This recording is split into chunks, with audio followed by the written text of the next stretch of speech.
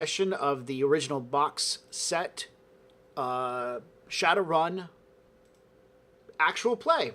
We're starting a few minutes late because of reasons. But anyways, we're here and we'd like to thank everybody who else is attending. Yay, hello audience. We have today with us John and Jay, and spotlighting in will be Cassie here in a little bit. We're doing a little side venturing just like last time when Shadowrun got started for us. It's not going to be the whole team, so players are going to have a chance to do some downtime and some side stuff and whatnot and have some fun. We are still, let's see, I'm trying to think if there's anything else important to say. I'll mention the Patreon at the end. Oh, I just mentioned it. We have a Patreon up, which if you go to the original box set Patreon, www.patreon.com/original box set, what she said. And you can go there, sign up. We have options for our Google Chats, as well as there's tons of cool things out there. So if you like our show and you want to help support us grow and keep the lights on, then become a patron. With that done. And so with that, we're going to start off with... Do you want to start off with your phone call?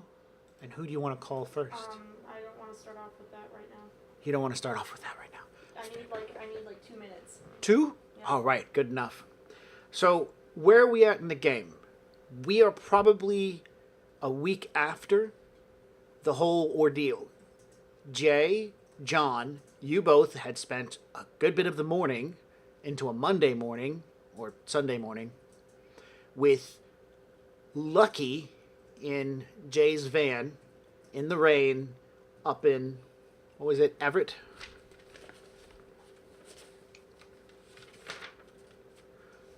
Yes. Yes, it was up in Everett, watching a house and then being harassed by the cops, and then Jay's slick maneuvers by remotely controlling his car got the cop to get off your ass, if I remember correctly. Yep. Speaking of which, I wanted to talk to you real quick about that car. It has a license number, and so there's a license plate. You, at some point, if you want to have that car in your name and titled to you, you need to get a fake title forged for it. License plate, driver's license, and shit like that, and get it all attached. Otherwise, it's running off of no license plate, I assume. I mean... Well, you said it had a license plate? I don't remember if I said that or not. I hadn't planned on it. You just said it, I thought. Oh, no, it doesn't have a license plate as far as I'm concerned. I mean, she probably shook it off because she doesn't like the way they feel. Yeah. Do license plates look the same as they do nowadays? Yeah. I don't want to get, like, the whole forged, like, the other thing forged, but, like, for now, for, like, the fix, can I get a fake, or I'll even steal a license plate off someone if I have to. You could probably also drive by a junkyard or something. Yeah. And get a... Yeah, that'd be great. Do you have any contacts that might help make that happen for you?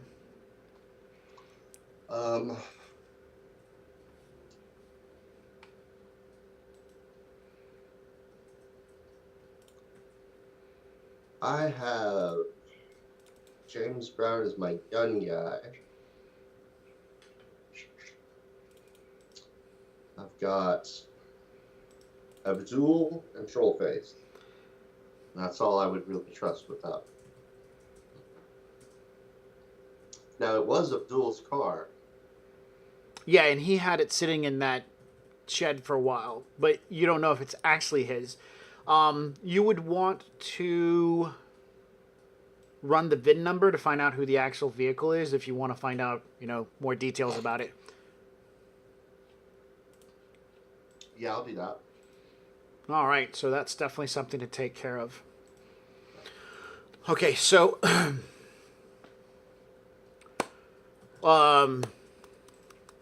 running license plate. This is a computer skill check. You don't have a deck, so you're going to be using your comlink for all these actions, which comlinks don't attack, they don't sleaze. All they have is data processing and a firewall, and all of them have a data processing and firewall equal to their device rating. What does that mean for you? You're basically going to be doing like a matrix perception to see if you can find any details about this vehicle. Matrix perception is a logic plus computer roll, if I remember correctly. So let me find it. Yes. Sorry, it's computer plus intuition.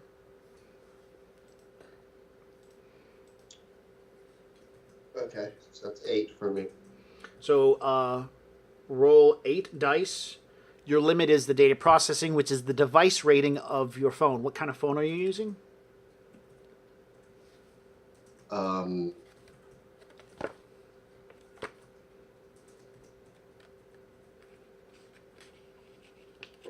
Is it image link? No. It would be have a name like Metalink or... hang on, I'll find the list real quick. Smart link? Nope. Metalink? You have a Metalink? Yes. I almost found it. Metalink, Sony Emperor, Renraku Sensei, Arika Elite, Hermes Icon, Trans Avalon, Fairlight Caliban. Any of those seem familiar? Or just the Metalink? The Metalink has a device rating of 1, so no matter what you do with your 8 dice, you're always going to get at most 1 success. Because you're dealing with basically a Nokia phone going click, click, click, click, click, click, click, click, click, click, click, click, click, click, searching the internet. Options are to go find, like, an actual terminal. You're still going to be limited because most terminals are only a 1 or a 2. You'd need something fancier, which you don't have. Yeah, there's tons of... Am I on downtime right now? Yes, we are on downtime. We have downtime. I want to iterate that. Yeah. So the most expensive phone out there is called a Fairlight Caliban, and it costs $8,000. And the cheapest one is a Metalink, which costs $100. Let's go more middle of the road, like 4,000 maybe. Okay, there's a Trans Avalon for $5, and then there's a Hermes Icon for $3. What's the device rating of both those? Hermes is a 5, and Trans Avalon is a 6. I'll do the 5. For 3K, you now have a Hermes Icon. It has a device rating of 5. So that means, like in that roll you just did, all 4 of those successes would be beneficial to you. Right.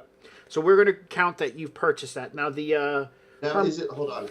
I'm sorry. Go ahead. Is it just 6s that count? No, 5s and 6s count. Then it didn't count it right. I should have 5. I must have set it to... Because I've rolled 4 6s and a 5. Yeah, I see that.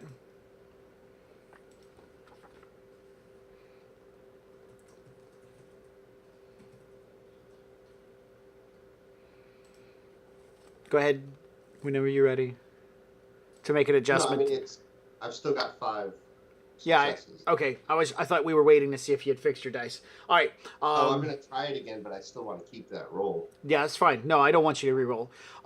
It's going to take you about a day for this stuff to come to you based upon the cost and everything, so it's not a big deal. What SIN do you want to hook this new phone up to?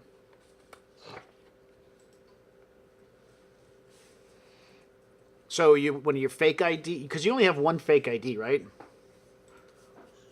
I have a fake ID, and then I have my real ID. Yeah. So do you want to hook this up to your fake ID? Or your real ID?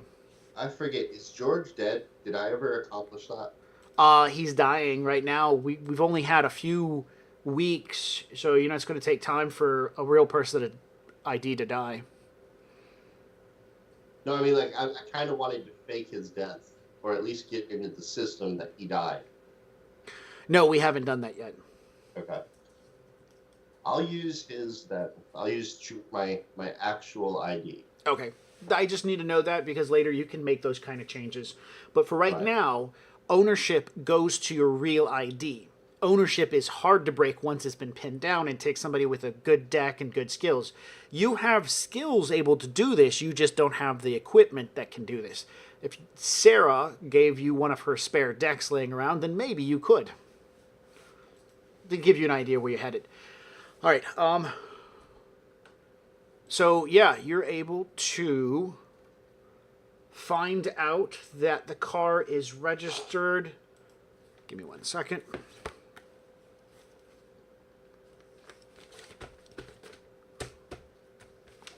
Oh, what was the name of the phone again? Hermes something another.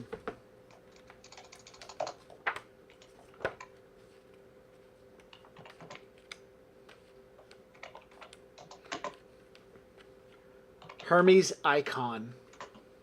Okay.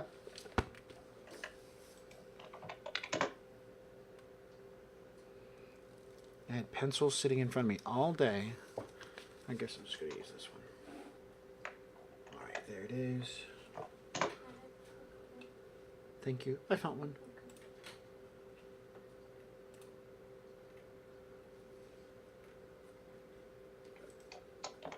The previous only listed owner for this car is Myron Spite. Myron. And Spite is spelled S-P-E-I-G-H-T.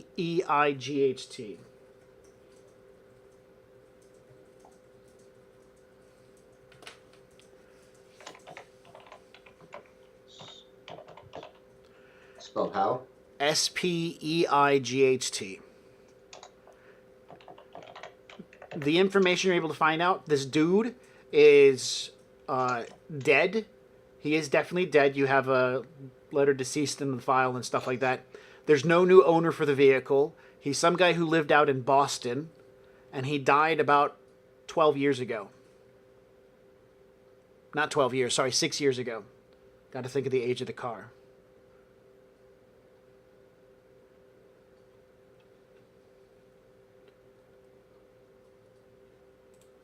So, yeah. And could I find out anything before him? Yeah, he was the original purchaser of the vehicle.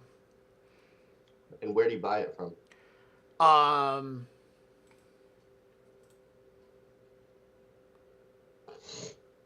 Titanium Tech Automotive in Boston. So the car's only 6 years old? No. He's had the car for the car's. Did we ever write down the date for the car? I don't remember. Said it was like in 80s or something. Should have been in the 60s then. So 60s? the car's almost 20 years old. It So was in the 60s. and this is 20 years old. 79. Yeah, this is 79. So we'll set the car's manufacturing date at 2062. So the car is 17 years old. Oh, okay. So the 2060s. 2060s. Okay. Yeah, the car's not about to be 100. Well, because the way you described it as an old, like Yeah. our generation type car. You understood. The car is definitely a throwback from what you've seen so far, and you haven't found any devices or anything that give you any other indication other than the fact that the car seems to have some level of sentience through like an AI or something craziness like that because of the way it acts sometimes, and the car acts in a particular way. But other than that, you could only maybe tie it up to being a series of well-functioning malfunctions that make it seem like it responds to verbal commands. Okay. And one more time. So it was built what year? 2062. 2. And what year are we in? 2079. 2079. Okay. Got it. So it's like 17 years old. Yes, and the guy had the car for 11 years and then he died. Okay. And it's been abandoned for like 6 years. As far as you know, because there's no record saying who's owned it since then. You know Abdul's had it, and when Abdul got it for you, when Abdul talked about it, he said the previous owner died, and he also said it's cursed. So, I mean, that might tie up, because the previous owner, as far as you can tell, is dead. Could I look up this person and find out the nature of his death?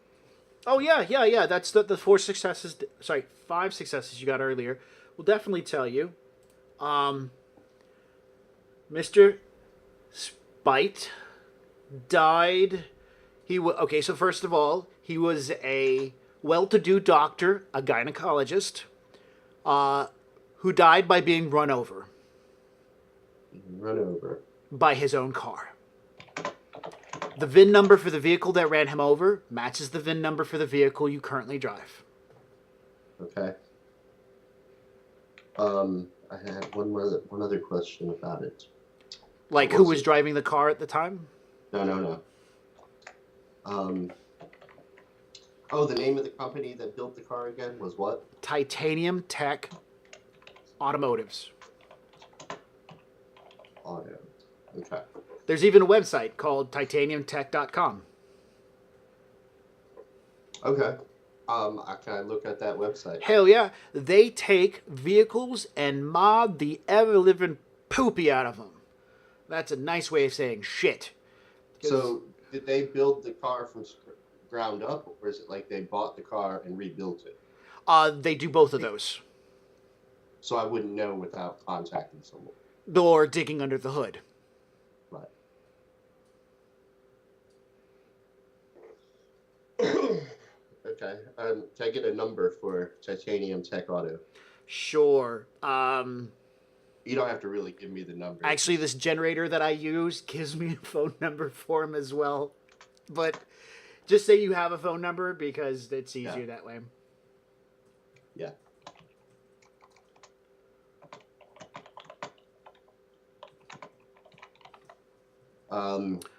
Oh, and with the final bit of information that'll help close everything up for you, Mr. Spite had a sister who is also linked to this whole affair, as she was in his will to receive.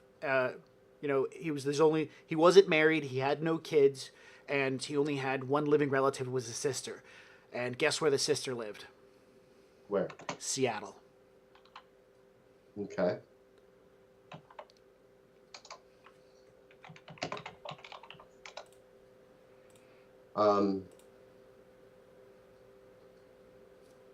I want to look up his sister's address.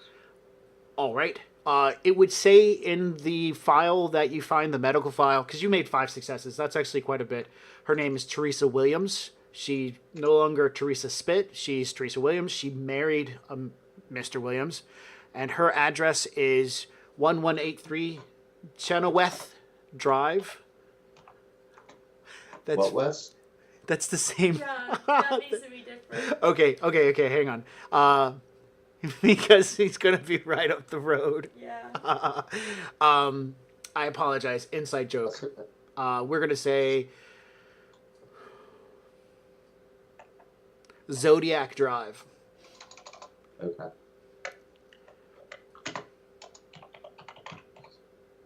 It was Teresa what? Williams. Williams. Okay. But you have an address for her here, and that address plops her down in Puyallup. No, I'm sorry, not Puyallup. In Renton.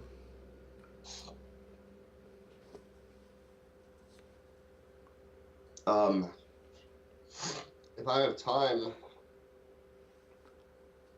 I'd like to take a trip out to there and talk to her. Sure, you're going to take the car with you? Car, then. What? Not in that car. Then. Not in that car? Okay. All right, let's move over to John here for a little bit, and then we'll come back to you. Before I start with you, John, did it give you enough time? Yeah. Okay. All right, so John, you have about a week's worth of time to kind of formulate stuff that you wanted to do. This is right after the run with you and Lucky. And you said one of the first things you were doing was going out and getting a motorcycle. Am I correct? Yes. And we did that. Am I correct? We did. I don't think that I spent any time. Oh wait, no, I did spend time learning how to ride it. Yes, that's right. Yeah. see. Did I learn anything else? I don't think I learned anything else. Negotiations. That's an out. Yeah, that's an important one right there. So so this first week, right after the job, the next day, you'd actually, you get off, you go off, buy a bike. We've already done this week's worth of time. Mm-hmm. So we will start off. Yeah. All right. So Hello. it's probably after you got all the information that you were going to get. Yeah. And walked away from that whole situation to come down from it. How long did you want to wait before you started, making calls? Probably after my first appointment, where I would have a break in my day. Yeah, then. I'm borrowing your dice. Okay. Oh, that's a low roll. What was her name? Oh my goodness. Yeah, you had a very interesting, busy morning with... I don't think I have. Anne Guest. Yeah, and guest. With her identity crisis issues. Yeah. She believes that there's a new personality forming in her head. Oh my god. Oh my god. So, we're not going to role play through this. I just want you to put in the mindset, you got up at 4 a.m. It's been go all morning long. I know. Yeah. Okay. Yeah, I'm gonna take a minute. Mm-hmm. I'm gonna probably. What time is it? Like 10? Sure, 10:30-ish. It's in double digits, so I'm gonna pour myself a scotch. Nancy will stop. Nancy will point out that this early in the morning for alcohol can be detrimental to your judgment.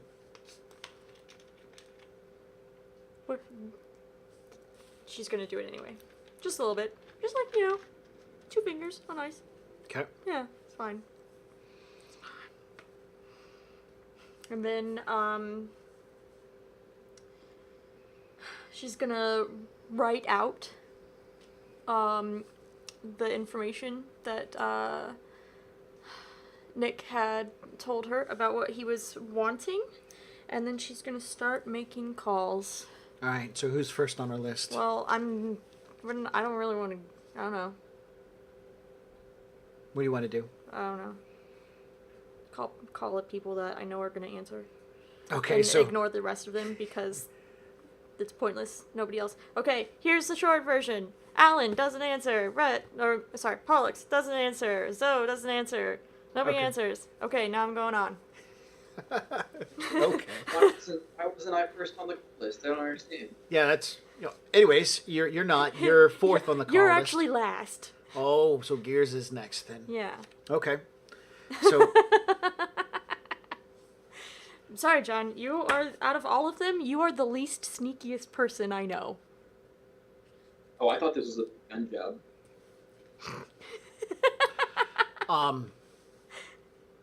So your week has been, Jay, your week has been spent hunting things down, finding this address, being busied with the car, as well as your other avenues of interest and getting sleep, spending time with your roommate, fixing up places around the shop. It's Friday the 13th. Sure. Yeah, no, that's the actual date. Okay. We were looking at the calendar. It's Friday the 13th around 10:30 in the morning. You'd planned to go to buy this address and meet this person.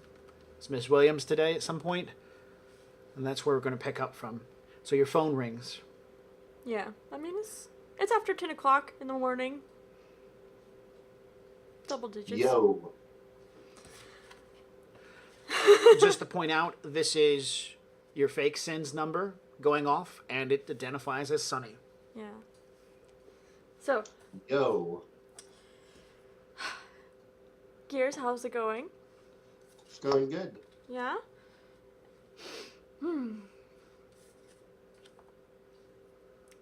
How can I help you? I may have a job for you. Okay. Yeah. Do you have time to meet, later this afternoon? Yeah, certainly. Okay. I've got a few more calls to make, and then we can go over the details with everybody together. I think I'm gonna need a coffee real soon. So, coffee this afternoon. Sounds good? Tough day. You have no idea.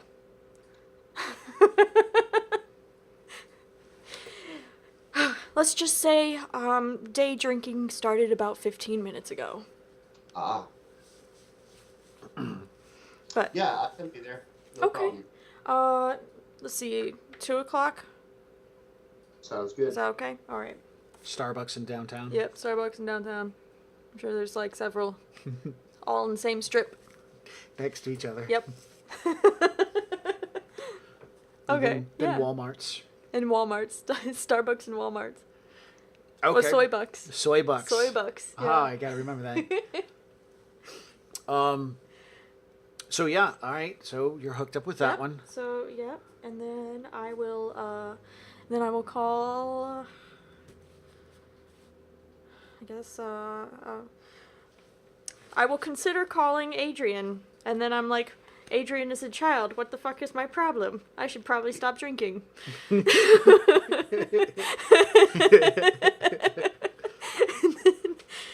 He has school. He can't do this stuff. And then call Odysseus. Okay. Seeing if I can find his sheet real quick. I can't find it. What name does she have for you? She has Odysseus. I have Joseph Green. Oh, you have Joseph Green. So the Yes. Joseph Green phone goes off for you.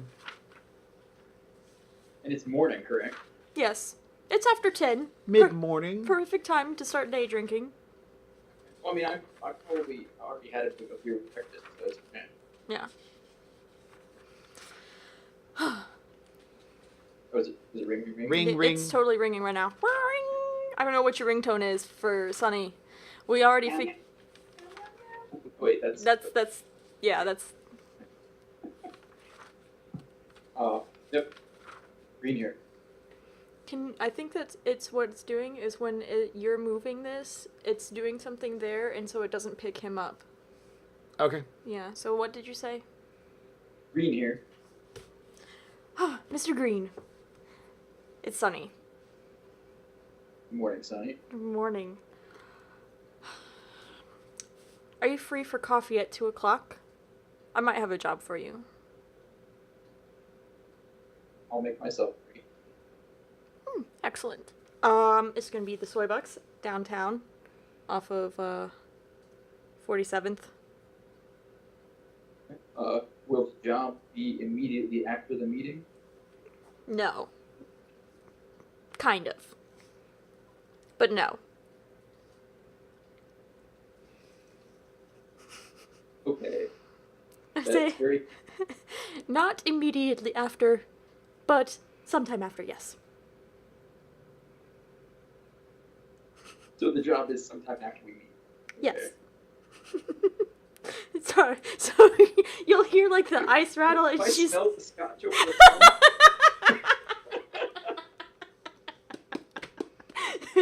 I don't know. Do phones in this Smell vision? did it No, have not smell yet.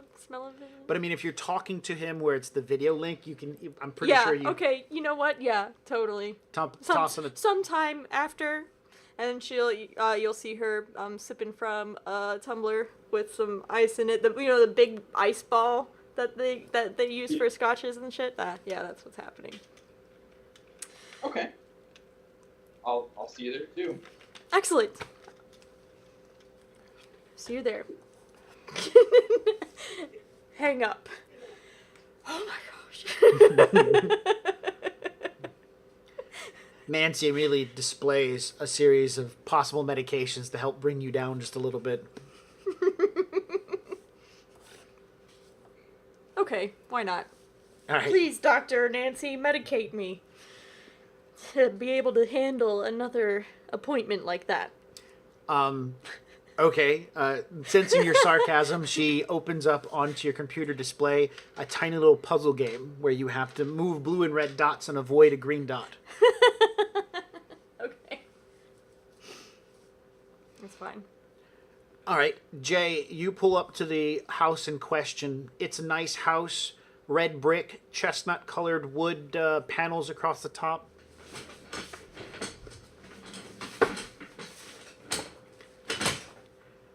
Weeds growing up to the same height as the picket white fence that runs around the outside of it. A gazebo in the backyard is visible but overgrown in the tall, dried-out patches, bushes unkept, driveway grease-stained, oil-covered, garage door open, junk on the inside. It looks like a once beautiful house now has been consumed by a hoarder. You can see that there is an old water heater sitting in the front yard. Every other house in the area in this suburban area is semi-nice and well-kept except this one, and the address matches. Okay. I will walk up to the door and press the buzzer. All right. As you walk up to the door opens before you get to the buzzer, and there's a length of chain going across it, and a man on the other side, piercing blue eyes, and he sits there and goes, "I didn't call a repairman."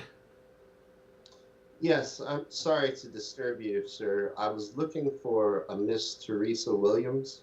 He raises his eyebrows. "What you want with my wife?" And you can hear in his voice. There's no dice rolls in this. He sounds shaken all of a sudden. She's not in any trouble or anything. I just wanted to ask her a couple of questions about one of her relatives. He sits there and stares at you, and you can see that his mind is reeling. Well, you can't ask her anything. She's dead. She's dead? Dead. I'm sorry to hear that. If you're done here, go away. Well, if you don't mind, could I ask you a couple questions about her death, if you are willing to talk about it? Make a negotiations roll. Because I know you got it. Yep. A 2, so just negotiations? Just negotiations plus your charisma. Charisma. It's 3, I think, yeah. So that's 5. 3? Damn, good roll. All right, he stops and he's like, "Okay, I got it." He sits there and he stops and he's like, "I don't know who you are, mister, but I need to I'm know." really sorry. I didn't mean to get you shaken up or anything like that. I have an issue that has to deal with some matters of one of her relatives' will. And his eyes get great big. "It's that damn car, isn't it?" You know about that. All right, make a composure roll. 5. So just composure? Yep, just composure. 1. One success. You're a bit shaken. That's not supposed to happen. People don't do that kind of shit. You're fine, because you didn't get no successes. But you... Yeah, so instead of, "Oh, you know about it," it's like, "Oh, you know about that?" Yeah. Oh, you know about the car.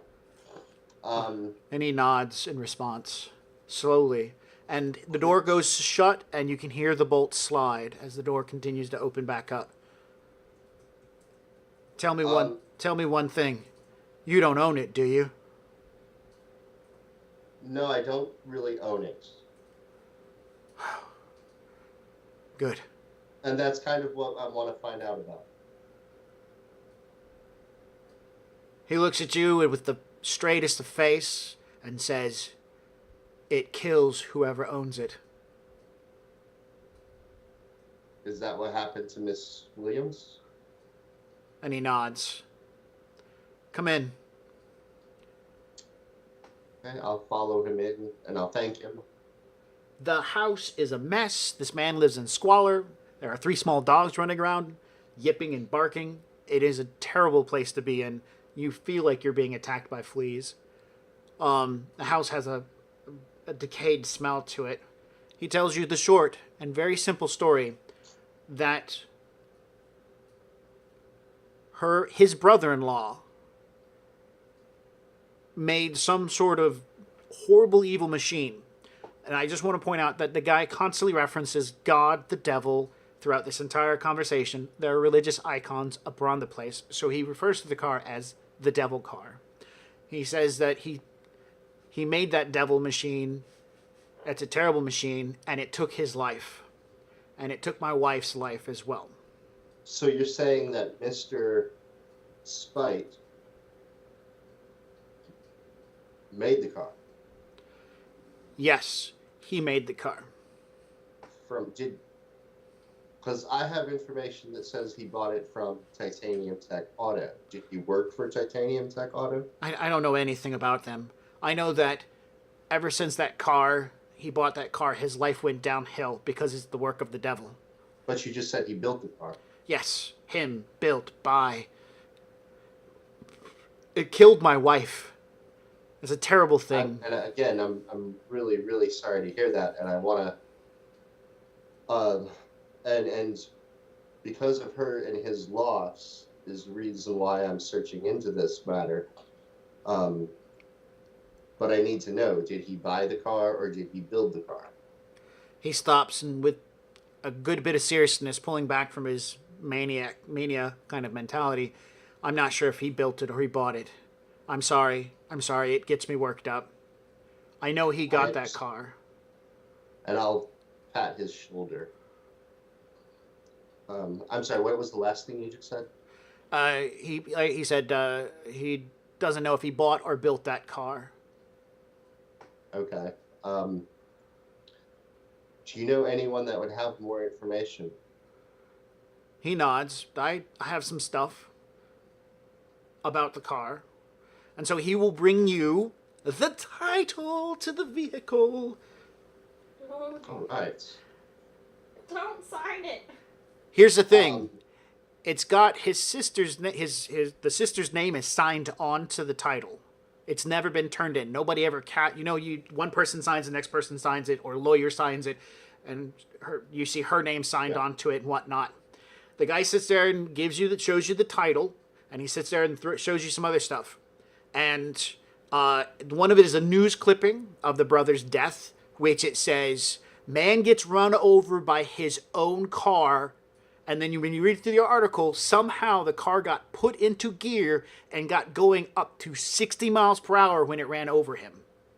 The next article that he shows you in information is the obituaries to another person you recognize as to be the lawyer who oversaw the will, whose name is on the title as well. They were hit by a car in a hit and run, and they died at the hospital later. And of course, then his sister, of course, she got run over by the car as it rolled down the driveway.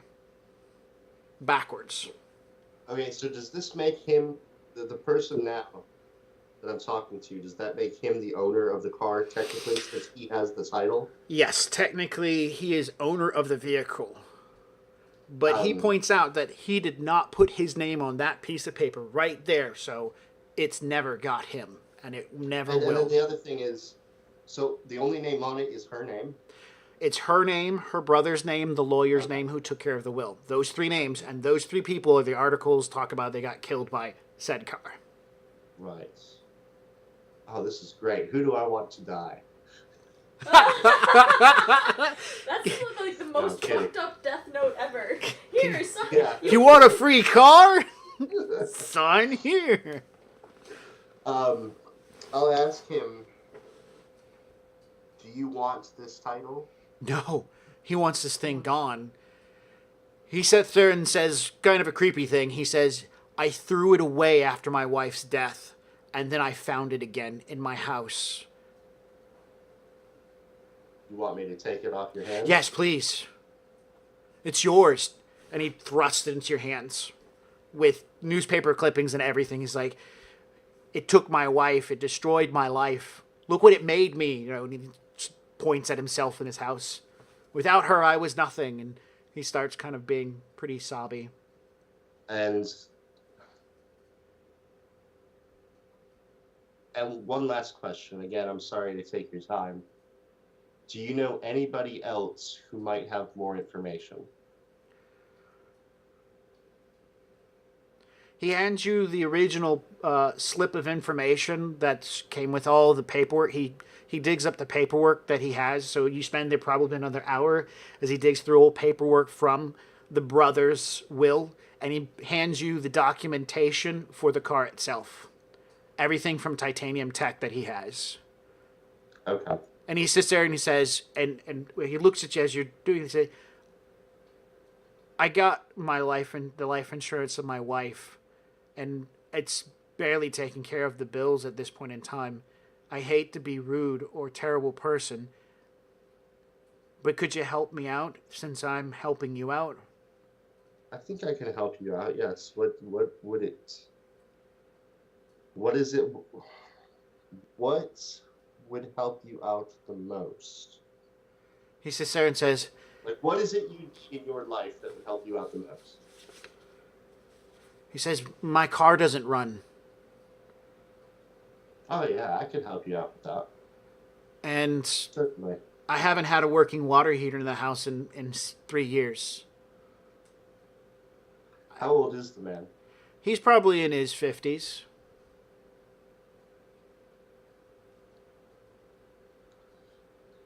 I mean, when I left my taxi cab company, that was on bad. Like, where I'm not friends with them now, right? Yeah, that's right. Okay. Yeah, I would be glad to help you with your car and your water heater. Okay. His name, by the way, is Brent Williams, if Okay. you want to write that down.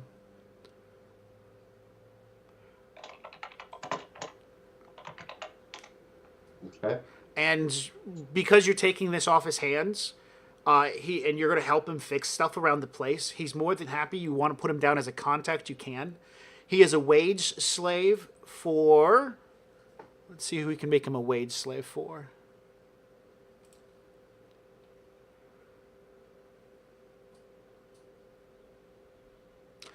He's a public wage slave. He works for the county.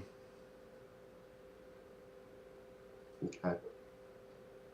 So what would my loyalty and connection be with him? Oh shit, we're gonna say loyalty of 4, man. Connections. He doesn't have much connections with the count. You know, it's just like a 2. No, connections at least a 2. Works for the county, which means he can get access to public buildings if he works it right. Okay. All right. Well, I'll extend my hand to shake his hand. Oh yeah. And if I have time, I'll start to work on stuff now.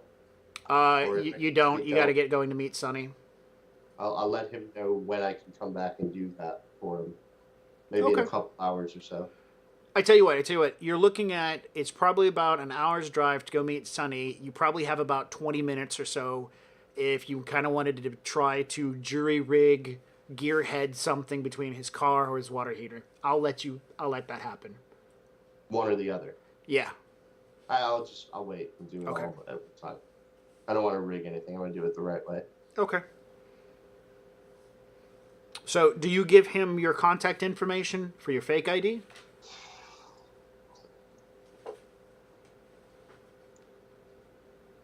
No. You give him your real information, George. I give him George, yes. Okay. Game mechanics real quick. When George actually dies, all these contacts will still be there, but they'll be associated to George. So if they want to try to get a hold of you, they're going to try to call George's information. Yeah. Okay, just so you know. Alrighty then. Alright, we're going to do the Wayne's World fast forward. Ready, everybody? Alright. Oh, here.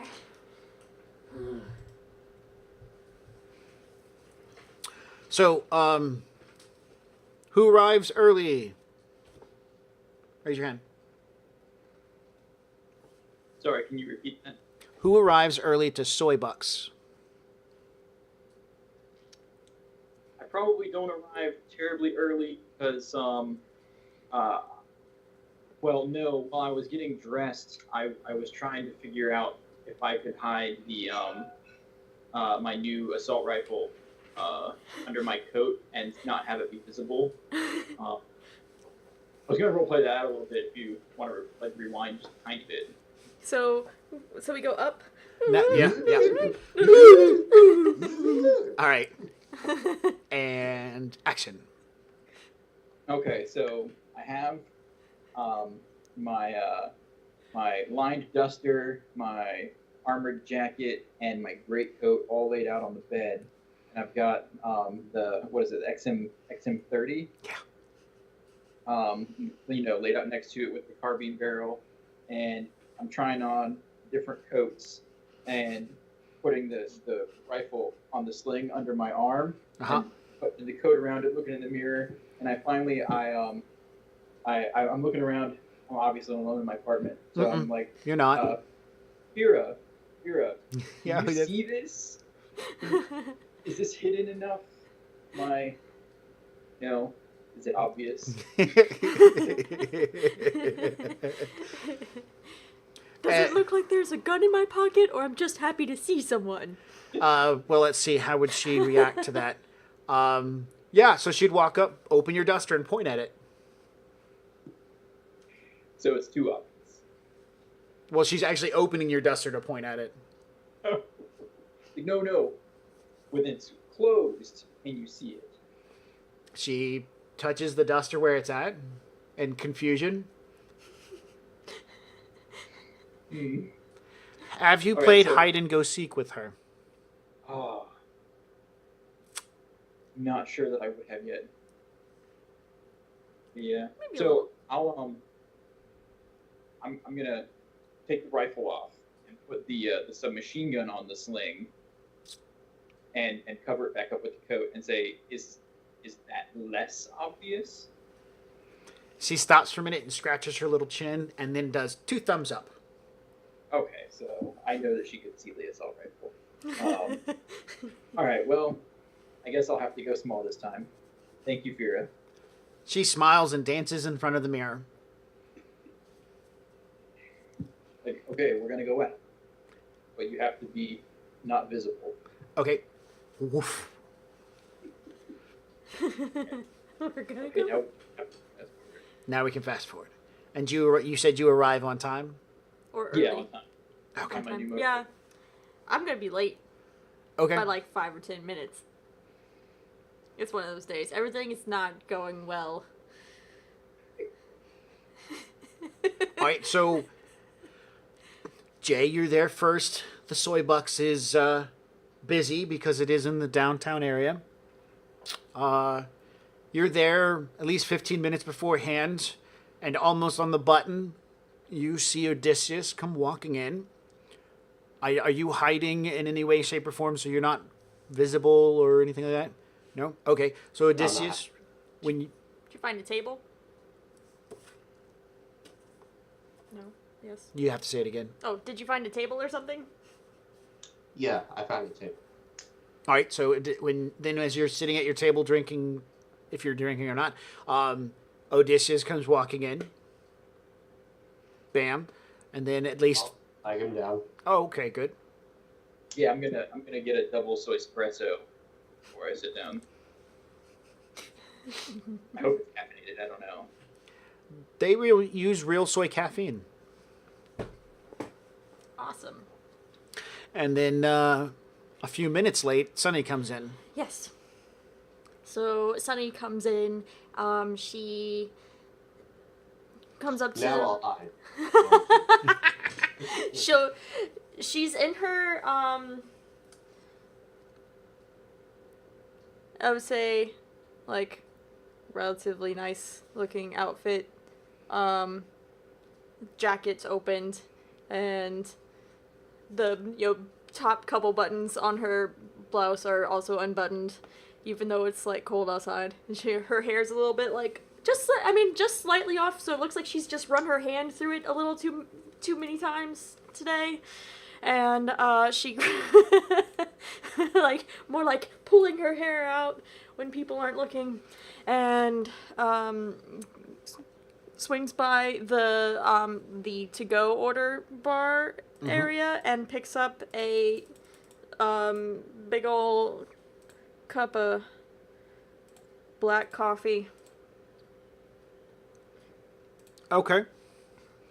Yeah, the automated, the wage slave behind the counter happily serves you a...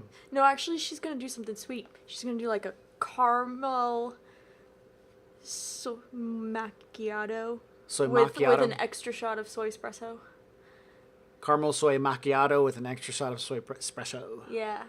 Soy Yeah. espresso. Yeah. Yep. Wow. Yeah. So much damn soy. I know. It's everywhere.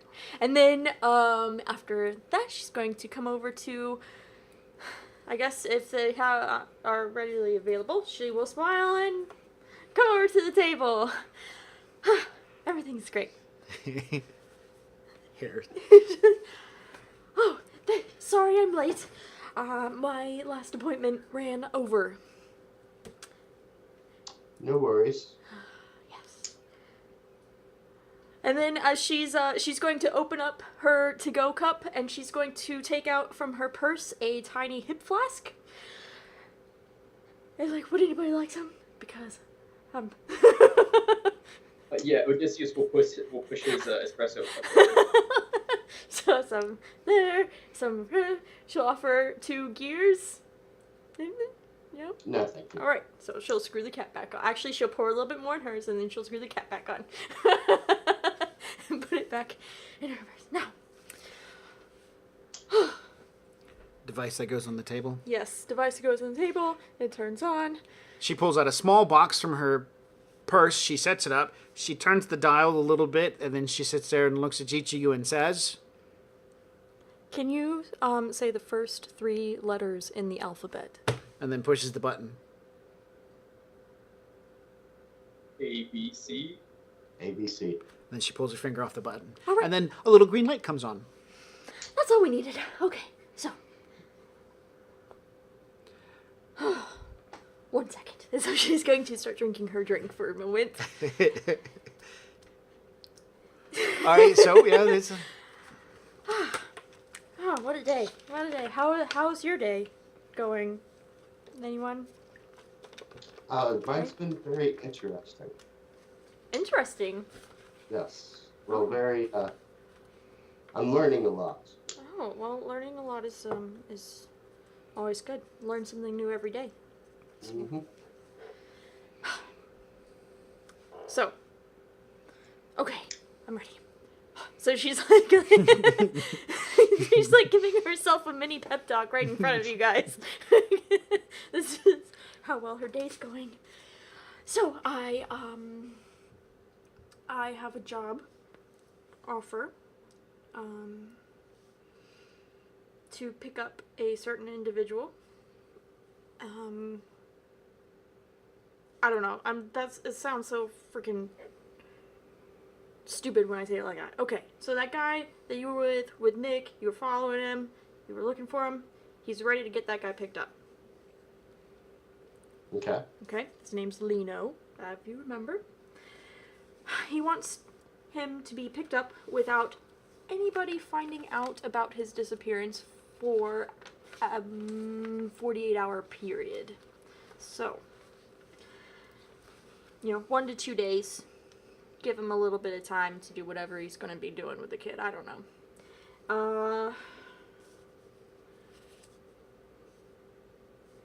So, he's prepared to offer you a standard to pick him up, and if he is able to have him picked up without anybody noticing for more than 48 hours, he will give you a bonus of another Half standard. half standard. Yeah. I was like, how do you say half of a? Yeah, half standard. I don't know. What do you think? I forget. Are you Austrian or German? Oh, I'm German.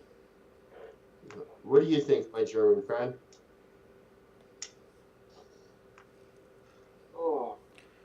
I think that the difficult part will be keeping people from noticing he's gone for 48 hours.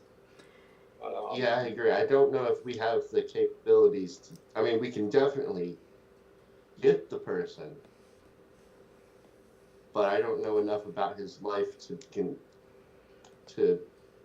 say that no one's going to notice. Yeah. Does he regularly disappear for periods of time? I don't know, but I'm sure you guys can find out. What she's saying is you're going to have to do some legwork.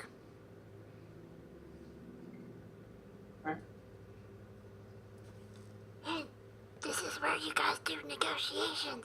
Because Yeah, she's the fixer now. Well, that's what I was thinking. Yeah. I think if there's a lot of legwork, for one, that's not something I really do well, or that I do normally. I won't say that I don't do it well. I say that I don't. It's gonna have to cost a little bit more. Yeah. How much more?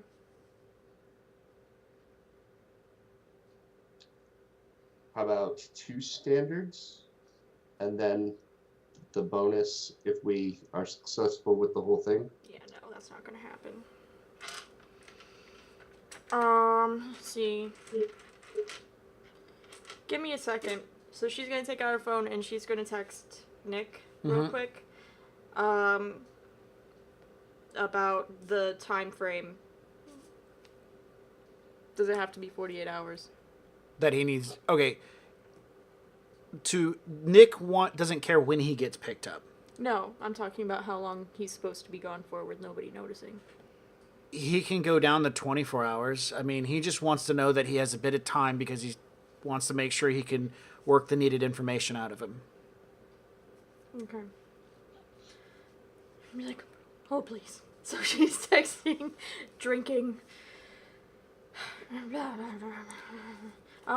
So she'll get the message back. It says something. He can go down to about 24 hours. Just Okay. that's 24 hours is doable, especially if they can get away with getting him and stuff without being seen. The most important part is not being seen.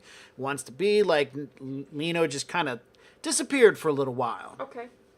and people are going to ask questions for at least a day. Okay. All right. 2 days would be preferable. So, I will relay this information with a, like, alright, so he doesn't need to be missing for 48 hours, but he definitely doesn't want people asking questions for about a good day or so. So the disappearance should be rather smooth. Yeah, so we're looking at a seamless disappearing act right now. That's the important bit. See, again, I'm very confident that we can make the disappearance happen perfectly smooth. That's not a problem. And what's the problem? The problem is, I don't know, does he have meetings he's supposed to be at when we Nope. pick him up? I have no idea. That's your call. You know, gotta figure well, that part out. That's the hard part. That's the tricky part. Okay. That's the part that's gonna cost And money. she's like this, on her, like, hand on her face, just like, just keep talking. She's like, I'm not. It's the important part. So she's That's like, the part that's going to cost the most money. gotcha. Okay, I'm not mad at you, by the way. This is not. Well, I my hope mistake. not. You're my favorite doctor. Oh yeah. Well, I hope so. I'm your only doctor. Anyway. All right, so So we are going to do a roll off. I'm going to say that a standard and a half is as high as I'm gonna go. Okay. And then the bonus if we are successful for 48 hours. Yes. And that's what you. So if that's what you guys asked for and she's given it, then there's no need to roll. I mean, that Odysseus was already thinking that a standard and a half was fine. So I don't know where your commitment is at. The bonus. Basically, the first offer was a standard, and then a half if you got it for the bonus. Now it's a standard and a half with the bonus. And then so that'll be 2K or 2 standard, whatever the fuck. Which is 2 standard. At the end of the day. Yeah, Okay. I think we could work with that. Okay. If you guys run into any problems, let me know. But you shouldn't run into any problems. Just Okay. so you know, I tried to get Alan on the phone, and gosh, he has not been answering me all day, so I was going to try to get him to come along with you guys, but right now it's just you. So I guess you guys get more money from it. That's fine. Whatever. I suppose it's our turn to play Sherlock Holmes. What? It's our turn to play Sherlock Holmes. It's out of character, because I wouldn't ask her, because a character would already know. When you say it's a standard, or even 2 standards, that's for both of us together, right? Not each. No, that's that's each. That's each. Oh, that's each. Yeah, that's good. Each. Yeah. Sorry. Yeah, she'll Yeah, I think specify we that, I can- guess. So. I think we can make this happen. Okay. But yeah, if you run into any problems, let me know. If it seems like it's going to be too complicated for whatever reason, this doesn't have to happen like overnight. You guys have some leeway to take your time and do what needs to be done in the meantime. That's like, and she looks at Odysseus. She's like, "Yeah, that's what I meant. It's like it's not right away.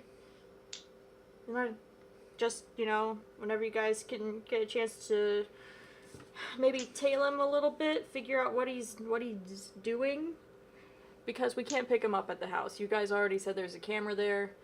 Oh, that reminds me. So, if you guys wanted to hang out a little closer to Lino's house, I do have a contact for you to basically, what's the word? a safe house. A safe house place to that's hang out. a block away from Lino's house that you guys can stay at if you would like. Fantastic. What? That would be fantastic. Okay. She's going to pass over the contact information for Yan Yan. Yon Yon? Yeah, Yan Yan. Yanyan.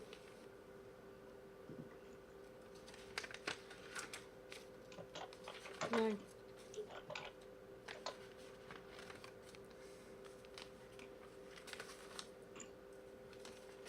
And then Okay. when you guys have him, you'll need to let Nick know. Do you have his contact number info? Yeah. You'll need to let him know, and you're going to be meeting him at Loblaws in Auburn, off of Chenoneth Drive. And that's between 2 a.m. and 6 a.m.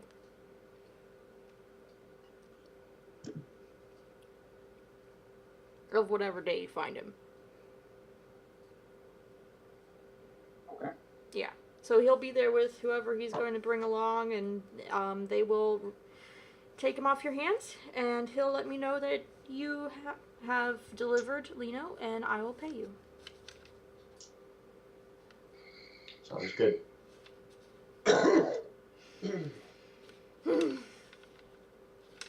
Alright, well, that was easy. Yeah, easy part's over. I hope your day goes much better. You know what? I think it's starting to look up. But seriously, if you guys run into problems, let me know. Okay. I don't want you guys to How about get fucked over. what's Sarah's character name? Zoe. Zoe. Have you talked to her about this? I tried, but I haven't been able to get a hold of her for a couple days now. Okay. Probably out eating that cat. Yeah. I know she's got a boyfriend that's off on an island that doesn't get reception, so maybe that's why I can't get hold of her. Anyway. If you guys need somebody, I can probably get some extra help, but she's straight remote. She doesn't go out on location. Okay. I think we'll be okay. Okay. But we will let you know if you need help. Okay. All right. Well, good luck, gentlemen, and yeah. I look forward to hearing how things turn out. I'm gonna go get ready for my next appointment. I swear to God, if I have one more. It's a new patient. You don't know this person. Oh man. It's like, I swear to God, if this guy is some gabbing Nancy, I'm going to blow my brains out. I'll just keep the flask handy. This is a really high roll, so we'll say that this is a friend from your old workplace reference to this person. So, That's interesting. yep, we'll have fun with that later. Yeah. Okay. All right. Well. Oh, expenses. Here. So she's just gonna take out 500. If you guys need to, like, bribe people or whatever, there you go. Okay. All right. I'll slip that one of my inside my coat. All right, do you give them cash bills or a cred stick? Or Cash. Cash. Okay, so Yeah. you guys have UCAS bills. No, it's New Yen. They have New Yen? cash. Oh, New Yen. Okay, so Yeah. she gives you New Yen. Yeah, no, she doesn't deal with any of the UCAS or CAS. Not after the last time. Yeah, when you're just like, I'd like to buy this burrito with my UCAS bills. Here you go. Because they're actually very... No. Yeah. Yeah, no, she takes out, because whenever Alan does his expenses, she gives him cash Yeah, for that's right. bribery, so we could give them a little cash for bribery as well, just in case they need it. Okay. Yeah.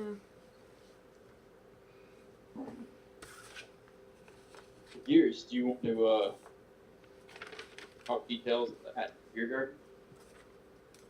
What's that? You want to talk details, like plan it out at your Beer Garden? Oh, yes, certainly. It's lunch. Yeah. I'm sorry, did you say now or some other time? Right now. Now, good. Yes. I'm thinking if we could get into his house past the campus, we could set up like fake answering machine calls and stuff like that, saying this person is out of town, blah blah blah, or he's out on a pleasure cruise or some shit, blah blah blah.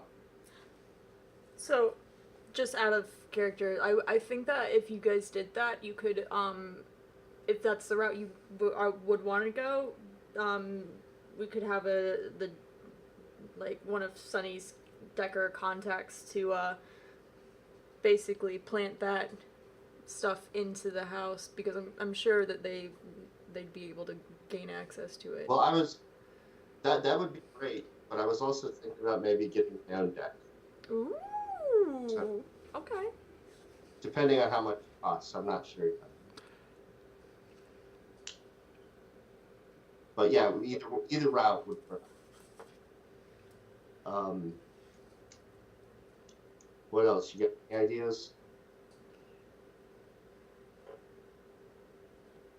Sorry, you were asking me? What's Or is that? it- Yeah.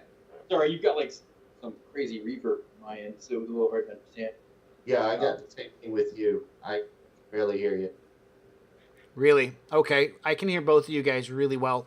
We're going to move my microphone over this way. Maybe that's having an effect. Can you still hear me okay? Yeah, we have. I'm getting reverb. Yeah, I'm still getting reverb too. That's okay. Yeah, I think that's a great idea. Putting a message on his answering machine. We definitely can't do it by going into his house though, because it's. Yeah, so I think having somebody do it remotely would be great. Yeah. And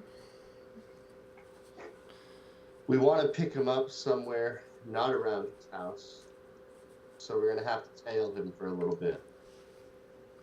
Yeah.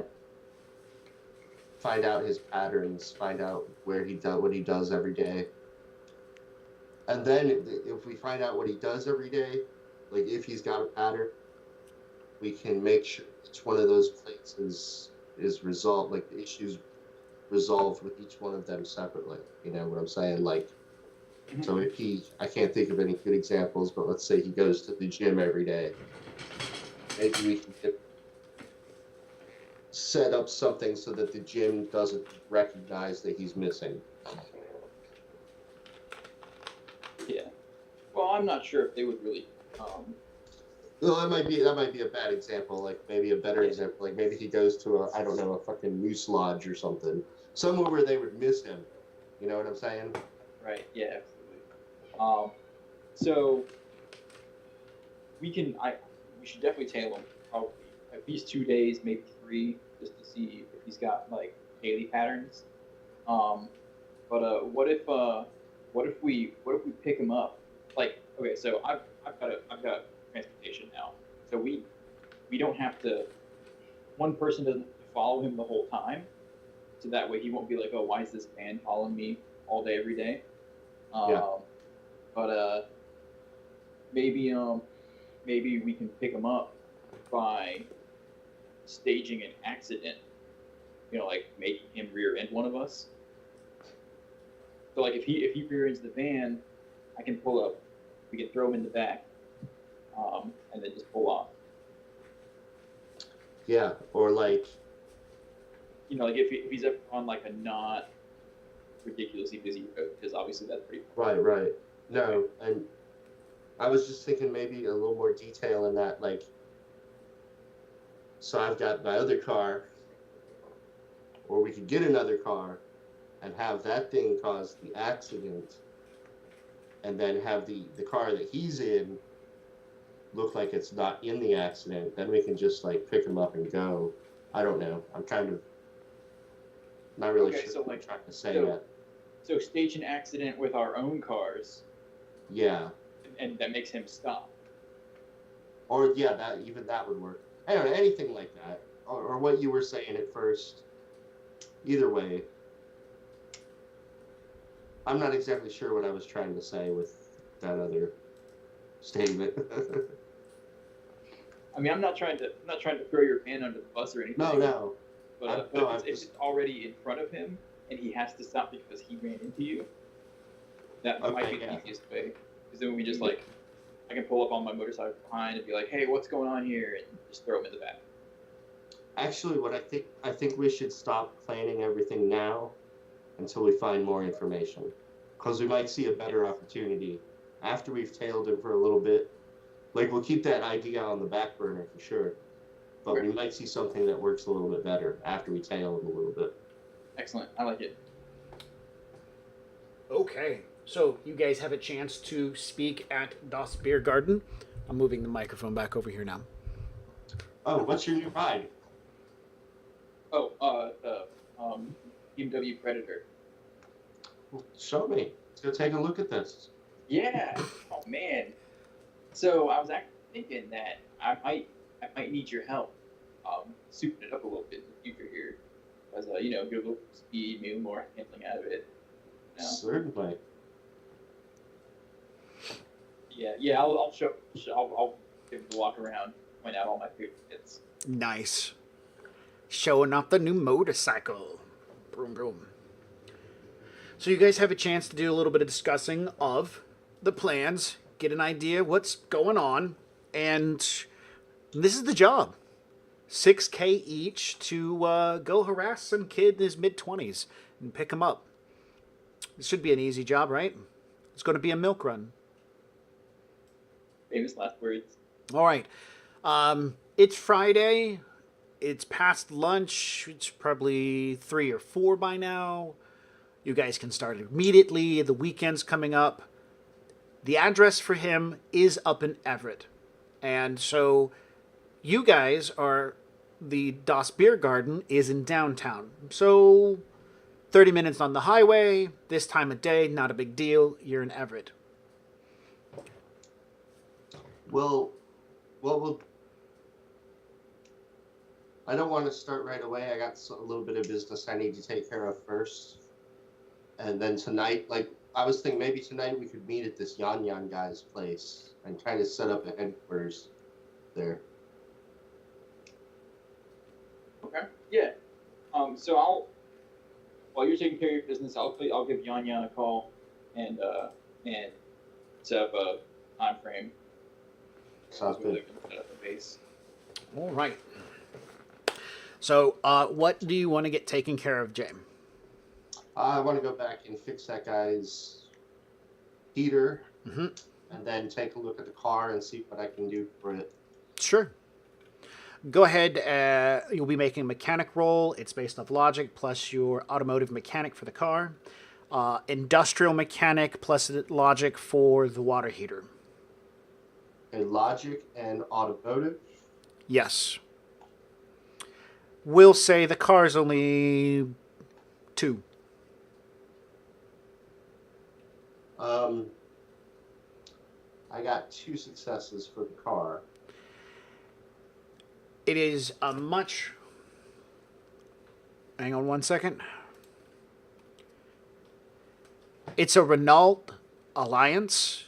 Drop top, 2-door, economic kind of car. Front wheel drive, nice setup. It's about 20 years old. It's got a decent amount of mileage on it.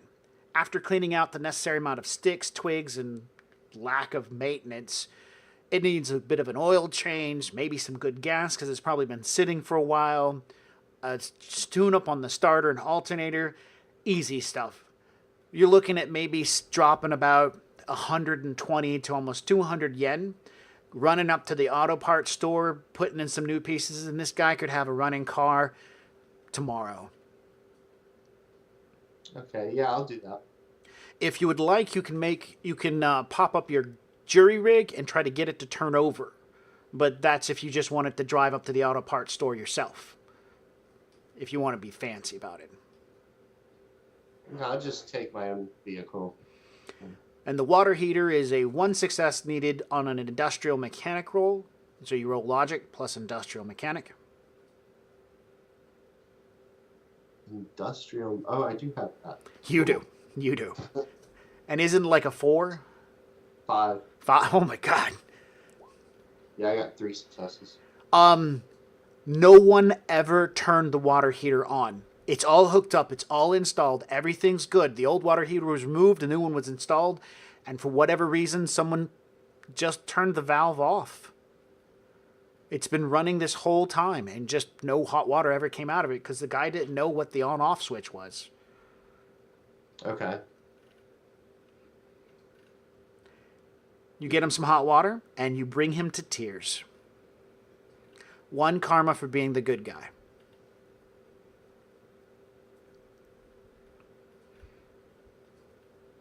Do you spend the rest of the day fixing up his Renault? Yes. All right. Another karma for doing the good thing and paying your out-of-pocket cash.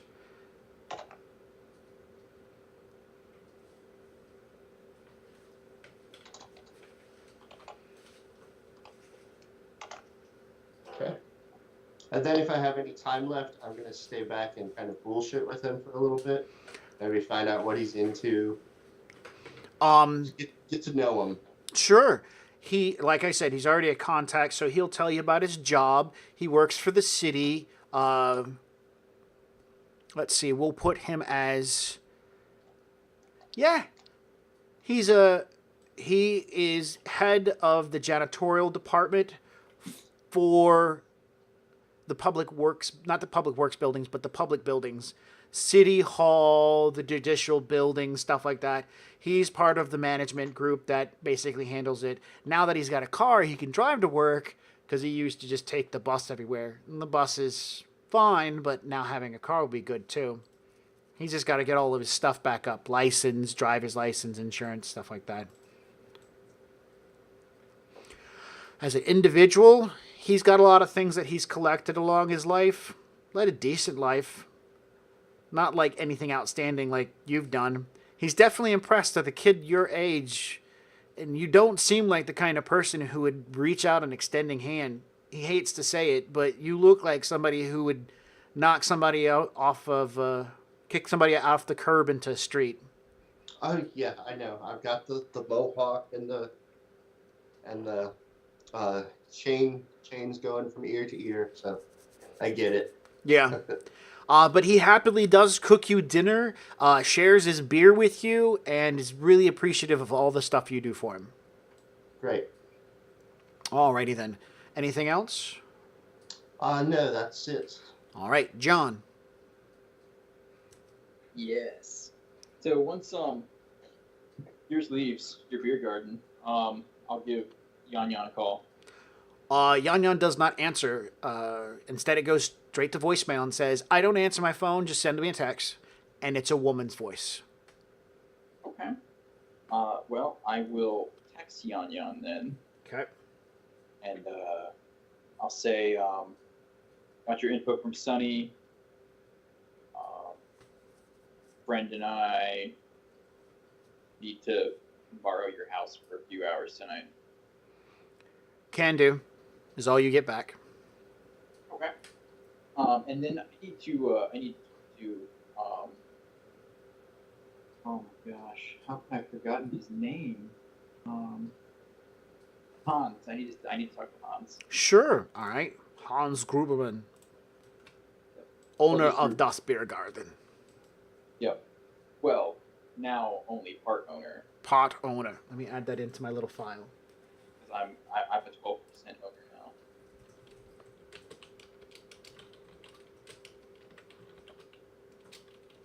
Okay.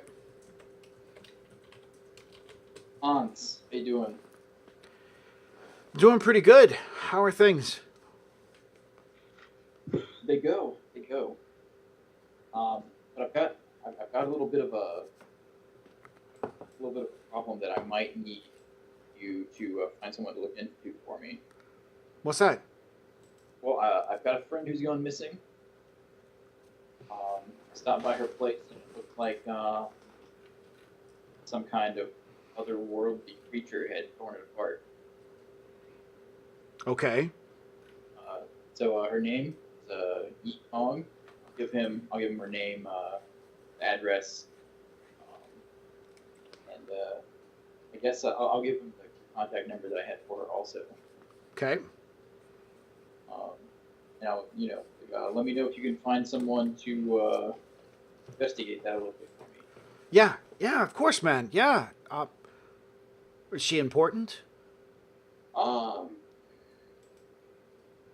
you know me, I don't have many people, so. You got me.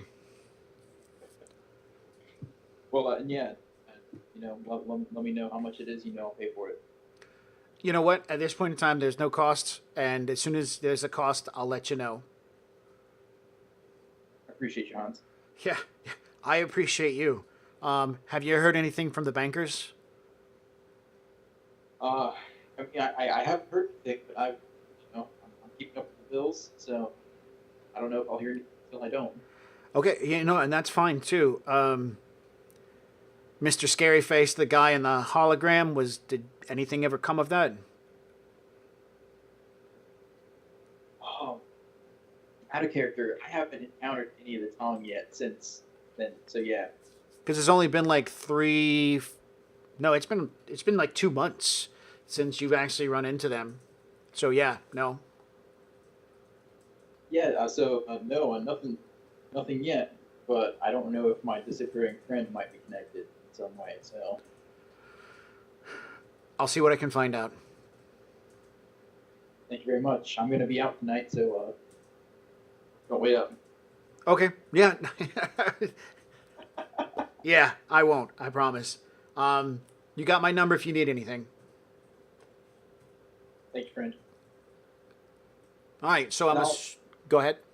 I was gonna say I'll have to come to my apartment and prepare for the job tonight. All right. I'm not going to ask questions like, what kind of gear do you take with you? Because I'm going to assume that if you plan to take anything, it's going to be on your body. You're going to tell me about it and everything. But did you guys plan to meet up at Yan Yan's at a particular time together? Like 10-ish or 9-ish? Yeah, I think 9-ish. Okay. Do you let Gears know what you found out so far, that you've made contact with Yan Yan? Yeah, I'll let Gears know that I've got Yan Yan's okay. All right. So we'll say 9:15 is when you arrive, or is that too early? That's fine with me. Okay. I don't know how long Gears spends with his business, so. Honestly, he's such a skilled mechanic.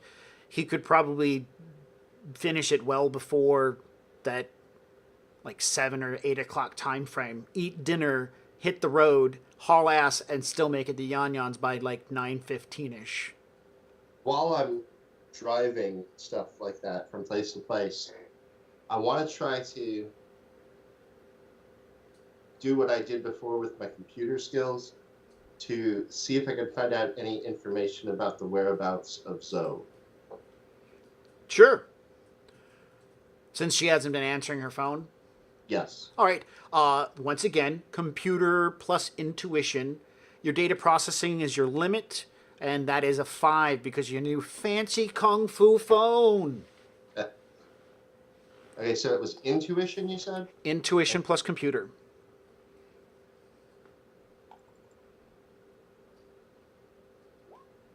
Two. With your limited amount of information, you begin searching around. You log onto that place she's talked about, Jackpoint, and you have no idea what the hell this is. You know about computers, and you know about these form-based virtual world thingy-mabobbers, but you've never actually wandered to it, and it seems more like a clusterfuck of fuckery going around as you're trying to figure out what the hell's happening in it. So, do you find out any information? No. This is going to take a lot longer than you can handle in like a 30-minute drive to Everett. Right. If I wanted to buy a deck, how much would it cost? The cheapest is around 50,000. 50,000. Yeah. Ouch. Never mind. The cheapest, actually, I'm sorry. The cheapest is usually with a 5-finger discount.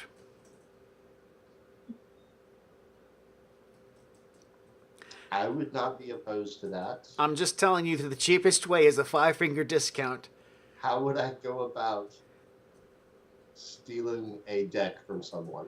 Wait till little Jimmy's playing with his MCT out at the local mall, snag it from him and run off. It's about no. I'm not going to steal from a kid. I will toss it out to you just like I did Sarah. There are warehouses. Okay, so let's say someone decides to buy a deck. They drop a few 100,000 on one of these cool, badass pieces of machinery, and they order it. They go to a company, and they go online, or they go to an actual store, and they tell the people what they want, and they order it. Decks are not delivered to at home unless it's delivered by like a drone that has a gun emplacement. It's usually delivered in a secured vehicle to like a store like Radio Shack, and then it's picked up. So you go to a Radio Shack, you kick in the back door, you're probably going to find 1 or 2, maybe even 3 or 4 nice little cheapy decks laying around, and if you get lucky, maybe something really nice. You move up to maybe a Best Buy, you might get something better. You move up to a Sony store, you're going to find some pretty sweet stuff. You move up to Caliban's, which, by the way, Caliban's is a high-tech... Is there any way I could use my drone, my Dalmatian, to intercept the delivery of a really nice deck? Yes, of course. Of course. If you find the delivery dates, times, and schedules, you can find that in particular drone. You can use your Dalmatian to bring that drone down in whatever fashion form you want to. On a side note, a decker can also hack a drone and bring them down that way, but you don't have a deck yet. So you're looking at, you got to find out their delivery times and schedules. And I do want to point out also, Nick sat there and said, hey, why don't we just like go bust up into the base and steal some guns? And then you guys realized, aka the base is more secured. He's like, maybe sometime later we'll hijack a truck on the highway. So semis drive up and down the highway all the time. Most of the time, they have no drivers. It's just there's some rigger out there sitting behind a desk typing away, monitoring the truck. So you can hijack a truck filled with stuff. That also tends to get you in trouble too, but So how would I get some information on drone deliveries? You're going to need to know somebody who works for UPS or FedEx or one of those delivery companies. You're going to need to get an inside person. Your contacts are where you're going to find that information. Finding somebody who works for a electronics boutique and stuff like that. Time to go make friends.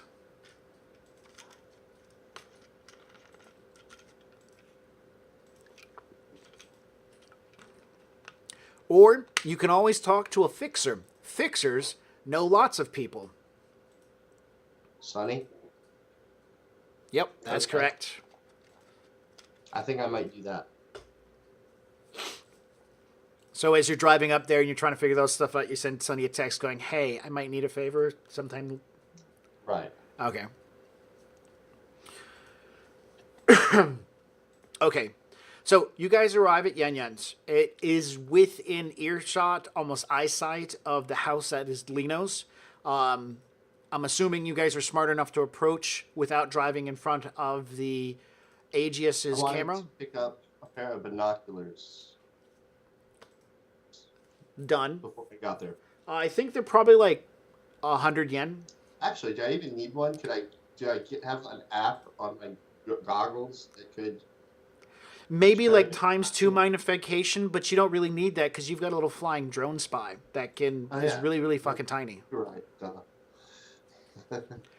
So you turn on your little RCC and you tell your drone spy to fly over there and do shit. Yeah. So you guys arrive at Yan Yan's, and I'm assuming you do so that you circumnavigate any possible security cameras that would be related to Aegis. Your characters are pretty smart of that. Yan Yan's is a double-wide trailer with about 3 cars parked out in front of it. And all the lights are on, and it looks like it's part of a rundown trailer park. Rundown trailer park. Perfect. All right, and how far down the road is it from Lino's? It's like at a corner, like we.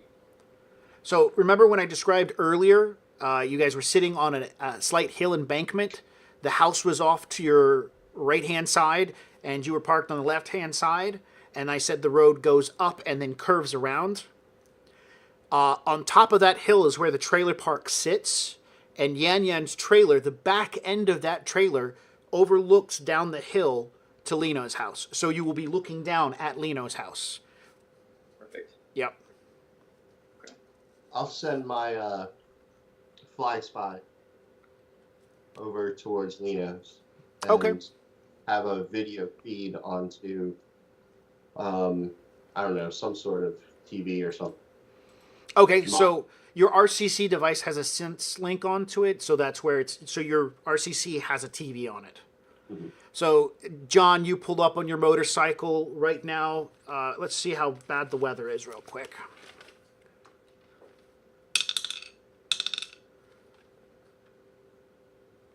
Large raindrops pour from the sky. Your little drone has to do some dodging just to get there. As you pull up, the van pulls up and comes to a stop, and as you're getting out, you see he's playing around with his little remote control thing. Rain's coming down. What do you guys want to do? I'm gonna go up to the door of the house. I want to be out in the rain. I just drove here, pouring on me. So Yeah, I'm gonna go right up to the house. Okay. Turn the handle. All right. There's noise on the inside, so you know there are people there. It's not I'm gonna empty. knock then. Okay. yeah, I would have knocked. Knocking on the door, it opens up. On the other side, a thin, lithe Asian woman who's wearing near see-through chemise clothing answers the door. It's a nice, long, flowing-looking robe. It's not completely an Asian robe because it kind of stops more like a bathrobe. And she's got her hair done up in a bun. And she's not alone. There's another lady in the room. And off on one side, you see a man laying in a cushioned chair, like a recliner, and he's got things on his eyes and over his ears, and he's kind of like doing something with his hands. I'm gonna put the half bottle of Jack that I have from the other day out of my bag and hand it Yon. Say, Sonny sent us over. Thank you for your hospitality. She sits there and takes it and goes, I don't know who Sonny is, but they sound really nice. So you are... Oh, I'm Odysseus. And she... Gears. You people have the weirdest names. Wasn't Odysseus that guy who, like, got eaten by the Kraken? I didn't get eaten, but yeah, that story. Oh, yeah. She walks in. Hey, either y'all want That any... was Jason. Who? That was Jason that fought the Kraken. No, Jason wore the In the mask and Arctic. had the machete. No, it was Jason and the Argonauts that fought the Kraken. She Not looks a- over. She looks over the other woman in the room, who's wearing nothing more than underwear, and she's got. You can see she's got a data jack on her temple, and it's running into a cord, and she's just laying there, and she sits there and talks to her. She says, "Ivanka, was it Jason that got ate by the Kraken?" And she just kind of sits there and shakes her head, "No." Oh. Hey, you two do either you do tempo? And she pulls out. Knowledge roll? Yeah, she pulls out a tiny vial with white crystals in it. Oh. Yeah, could I do some sort of knowledge roll to find out what type of drug that is? Yes, you can. Logic plus chemistry. Unless you have a knowledge that is related to street drugs. I was looking, hold on. I know you have chemistry, by the way.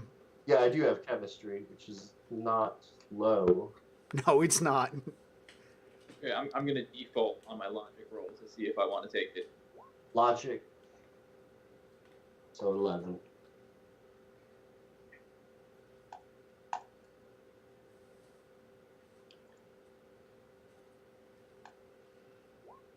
I got 3 successes. What you know, nothing of tempo. You've heard that it exists, and that's about it. It's just another drug that kids and people take for some reason. Jay, you on the other hand know that it's a drug that magic users use. Those people who can weave the unknowledgeable fabrics of space-time with their hands and mind, that's the shit they do to get high. What would it do to someone who's not magic? It's supposed to help release your inner magic spirit. That's the street lingo. Because you only made 3 successes, I can't tell you more. I'm going to say, if I had work to do, if I didn't have work to do, I would be very interested in trying that. But I'm working right now. She sits there and goes, okay, well, if you get interested, I have other stuff too. She says, this is my newest batch and I'm trying it out on everybody. She says, so I'm assuming you two are here because my friend Lucky got you guys to come out here. Yes. Okay. Did he want you to pick up a package or anything? Because he didn't say anything about a package.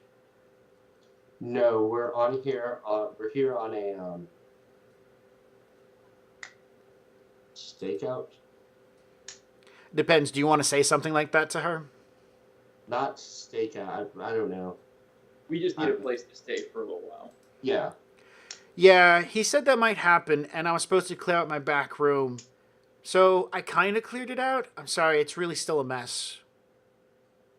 That's fine. We'll manage. Okay, let me take you back there. All right, so she walks you down the double-wide trailer. Jay, in the first room, she has 3 Simpsons rigs set up and ready to rock and roll. You know, a Simpsons rig is what you lock into to, if you don't have a data jack, to get, you know, watch BTLs or access the internet and shit like that. You want to merge in full. You don't have to because you got a control rig. You can slide in wirelessly and shit like that. But this is basically a rig so somebody else can do it. It's also the rig so that you can record your emotions and play them back. So she probably makes movies.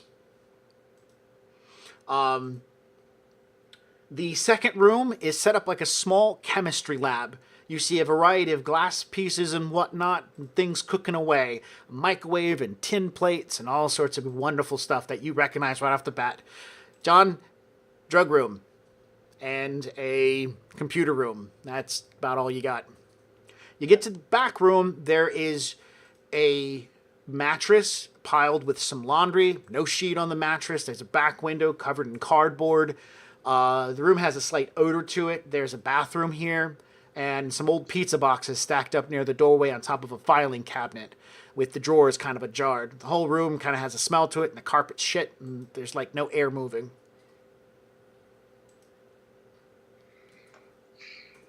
Should have kept the jack myself. She walks in, looks around, she's like, every once in a while when I get a customer, I come back here and work, but since you guys are going to be here for a while, I guess maybe I can just do it in the other room. Yeah, we shouldn't be here for a couple of days. Okay, well, like I said, you know, if you guys want some extra fun time, and she kind of opens her shirt, shows her tits off, I'm available.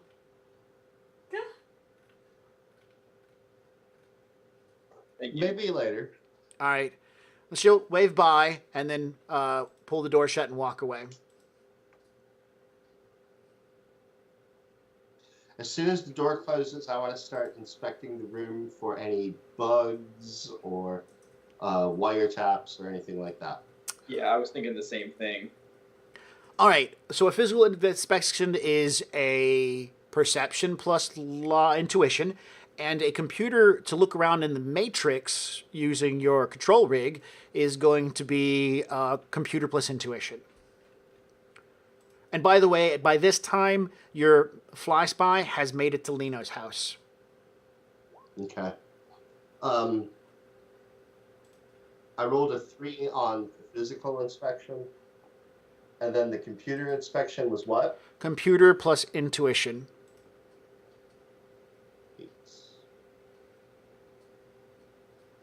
Yeah, I also only got 3 successes on mine.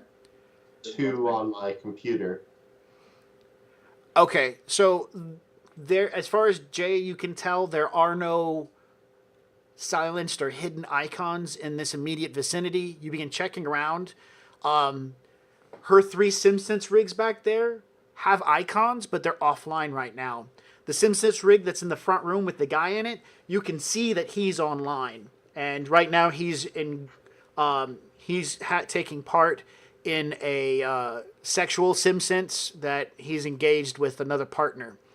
The girl laying on the ground is currently running a SimSense rig as well, so you can see the icon on her. And she's running some other programs. You can see that she's running like a data search, as well as she's logged into some other thing where her persona's elsewhere in the Matrix. There are a couple of trailers nearby with some icons for like a microwave. You see electronical devices in the area. There is no general network protection. Every device that seems to be in the area is all unprotected and on their own. So like the microwave in the chemistry lab, unprotected. You could device rating 1, hack that thing and turn it off. Everything up on the hillside that you're dealing with in these trailers. When you get back down the hill, that's, you know, within that 100-meter range that you can see. The houses, on the other hand, they have wireless systems hooked up to the Matrix and firewalls on all their little routers all over the place. You can see all these houses are nicely set up, including, remember the woman who complained about you guys parked outside? Her house has a Wi-Fi setup. The only house that doesn't have a Wi-Fi setup that you can see with your 2 success rates is Lino's house. It's a blank spot. Oh, I apologize. I just remembered. Lino's house isn't a blank spot. There's only one Wi-Fi signal in Lino's house. And I'll get back to that in just a second. The physical inspection of the room, you pull the light fixture, you play with the lights, make sure you're looking for any extra devices up there. You check the mirror, it's a medicine cabinet, you check that mirror, it's real, you're moving a pile of clothing around and stuff like that. And I'm going to roll. If I roll really low, you find something nasty. If I roll really high, you find nothing that nasty. Okay, 5. You find a used sexual toy. while digging around looking for bug devices. Is it in one of the? I'm gonna grab it on a part that looks unused and toss it over at Odysseus, and I'll just say catch and see how he reacts. Can I make a reflex check to knock it aside with a pizza box? Fuck Why yeah! did you knock it aside? I told you to catch. You would probably try to catch it, right? All right. Yeah. Go ahead. Reaction plus melee. And Jay, roll a reaction plus thrown. Do you have thrown? No. All right, just default on your reaction then. Because you're trying to do it fast. 0. That's fine. All he has to do is catch one. Oh, yeah.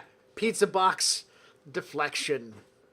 And I'll scowl at him. You deflect purple thunder to the other side of the room. It lands next to the ventilation shaft. Yeah, that was...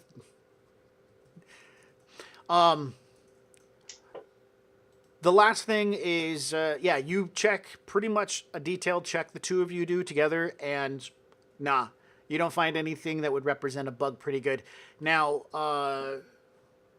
the window has cardboard over it, so if somebody used a shotgun microphone on it, it's not going to really pick anything, but if you pull the cardboard out, then there's not that much more protective measures. You guys don't have a white noise generator, do you? So yeah, the cardboard's there to keep people from listening in with a shotgun mic. It's not very effective, but it does do a partial job. Okay. The cardboard over window, that's the only window in the room? No, it's just the window in the back of the room. Okay.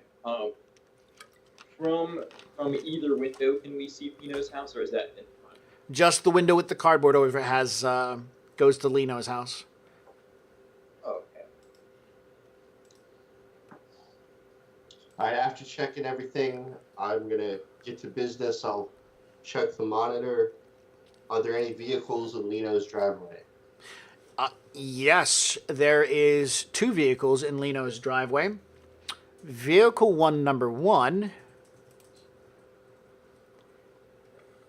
in the driveway is a Ryger tuning wide body GTI. Beautiful, high speed kind of car. It's got you remember they're the small on the top, wide on the bottom, and they zip really quickly? Yeah, it's a nice car.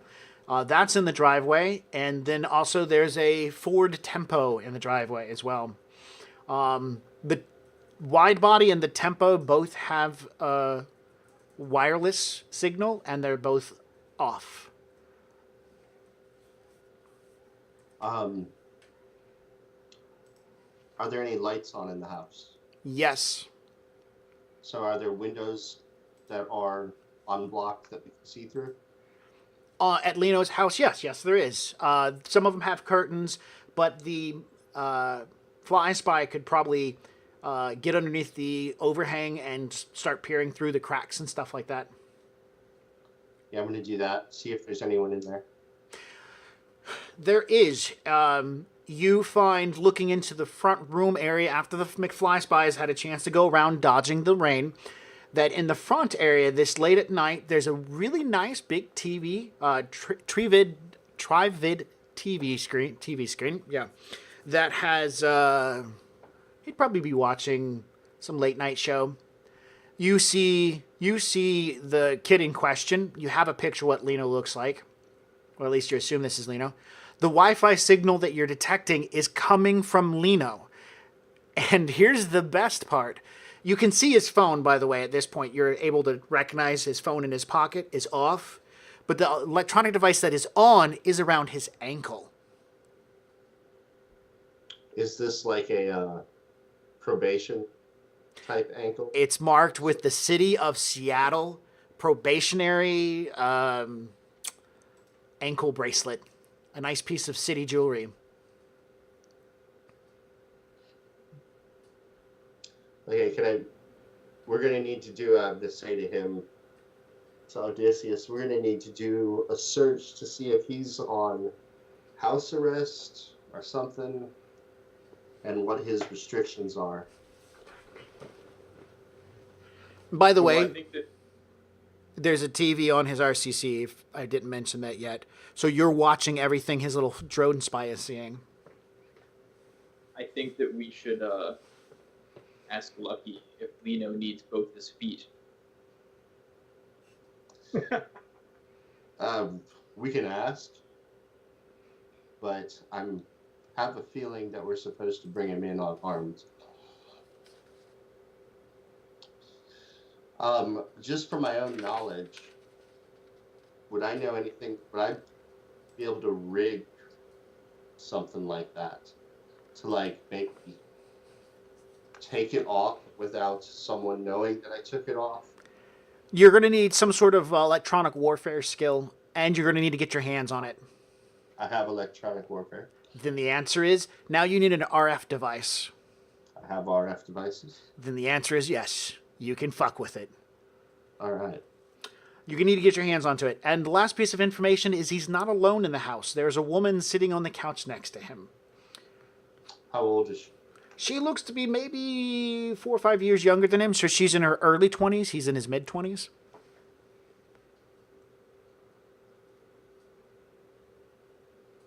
Okay, so there's 2 vehicles, 2 people. Yep.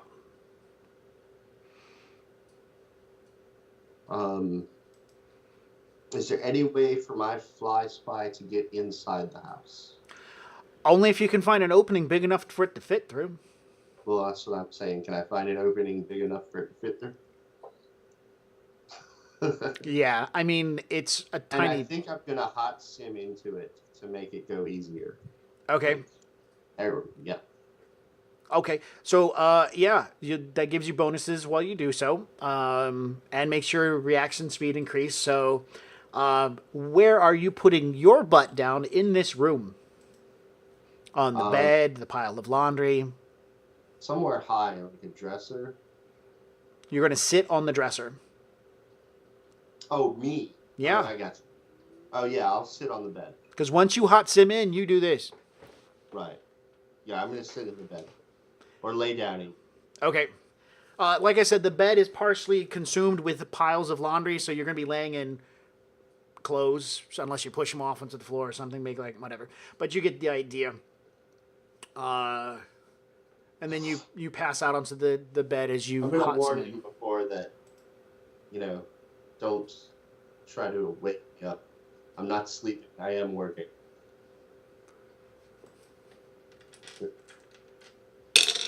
Yeah, I'll just make sure you don't fall off the bed. Okay. Bam. You're seeing from the eyes of the bug. You begin flying around. Where do you think there will be an opening in the house? I have tons of ideas. Well, first, I'll look for an open window. No. No. No. Or a window that's cracked, maybe. Or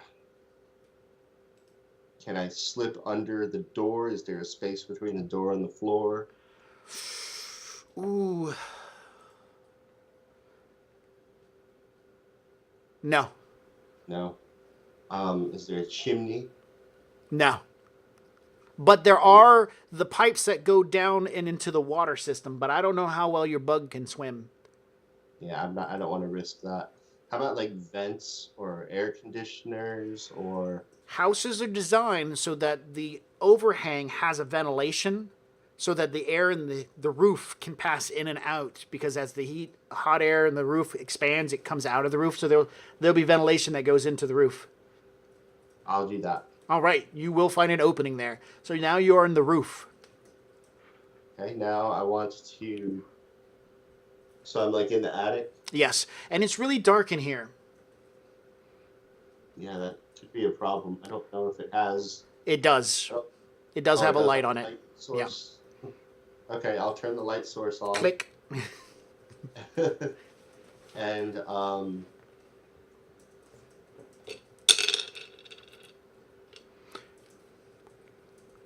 do they have light sockets and Do they have like your typical like plugs, Wall plugs, light sockets, AC ventilation. Now it's just picking the way you want to get in. Okay, so I'm just gonna go in between a wall Mm-hmm. and go like down inside the wall Oh man, that must look amazing. and come out of the receptacle. So you go flying through the ventilation. You get in there, and as he starts hovering into the roof, there's that there's the darkness everywhere, and all of a sudden, this light beams out like a spotlight, and begins searching around, and all of a sudden, it's kind of like flies in a circle, and then it goes between a few of the V-shaped supports in the roof, swirls around, and sees a section where the drywall creates a wall and then begins diving down like Luke Skywalker going on a run for the Death Star. Following a cable through the wall as it gets to a light socket, a wall fixture, and then begins crawling through the opening on the side of the fixture, pushing its way through the drywall. Awesome. That would have been something amazing There to needs see. to be a movie or video of that. That would be amazing. All right, you're in the house. I'm gonna make sure the light's off, Okay. and then fly into the room that they're in, up high like, Okay. and I'm gonna try to find like a high place where they're not, like on the opposite side of the room they're at, like a dresser or Sure. cabinet or Yeah. something. No, not a problem. So you plant yourself there. They watch TV through the night. He talks to her nicely. He keeps calling her Bessie, by the way. Bessie. Bessie. And she, of course, calls him Lee. So that's like their... So they're, oh, hey, Bessie, change the channel, this, that, and the other. So they stay up to probably about 11:30, almost midnight, till they're finally, like, tired. And then he's like, hey, don't go home. Stay here for the night. And she's like, okay, I can stay here, but I have to go home in the morning. He's like, that's fine. I have to go to work in the morning. And then she says, which job you going to? Oh, I got to go to the Silver Station tomorrow morning. I work there from till lunch. Well, do you got to be there right in the morning? Well, yeah, I do. I'm helping to open up. Jay, the Silver Station is an automotive mechanic shop in town that caters to semi-trucks. Okay. And then, so he then sits there and as they're heading toward bed and whatnot, taking off clothes and getting really friendly. She sits there and says, okay, well, you get off for lunch, right? And he's like, yeah, I'll be out at lunch. But I'm supposed to be meeting with some of my family at that time. And she's like, oh, well, I don't want you to meet with your family. I want you to come hang out with me. And he's like, oh, no, baby, I got to go do the family thing. And then after the family thing, we can come back over here. She's like, oh, I want to go out to do something, so. And he's like, all right, well, what do you want to do? She goes, I don't know. And he's like, well, you got to know what we're going to do. Think about it tomorrow. And that way we know what we can do. So he's not, from what I'm gathering, he's not restricted just to his house and work. He's able to go out and go to the movies or something like that. That's what you're saying? Okay.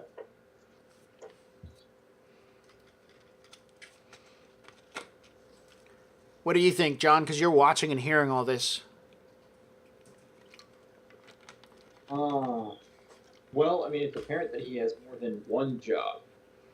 So that'll complicate people missing him for a significant amount of time. But I think that if we hang out for a little longer, follow him tomorrow and see what he says, conversations tomorrow, maybe we can get a few more days worth of info out of him. Okay. All right, so you want to leave your fly spy in his house? Yeah, but I don't know, John, do you really want to see what's going to happen next, or should I give them their privacy? I mean, we're working. There's no privacy. Okay, fair enough.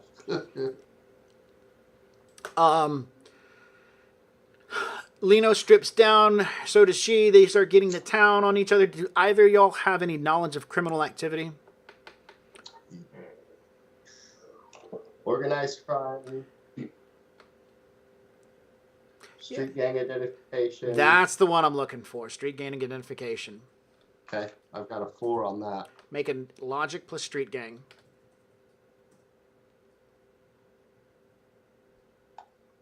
Yeah, I have street knowledge. I don't know if that. You can use that as well. The DCs are Okay. different. Or the 4 difficulty. successes on 4 that. successes. More than enough. Wasn't enough? No, it was. It was. Oh. 2 successes. 2. Because that's a street knowledge. That's just general street knowledge. You both recognize that although he is a part of this mafia family at one point in time, he has got a... Remember the fivers? He's got a fivers tattoo on his back. Those were the people that were shooting at us in the Tunnel. underground drive place highway? Yes. And you also see that, Jay, you recognize that he's got part of his fivers tattoo shows that he's been to jail and kept his mouth shut about something. Okay. So, you can recognize that because it's on his back. It's on your back. Yeah. It's where you get that marked up. Okay. Bam. They smush. You guys watch, pick up some more information because you're able to see that he's got tattoos. And at some point, they turn off the lights and go to bed. I'm assuming you find a nice spot for your fly spy to hang out at. Yeah. Okay. And I will...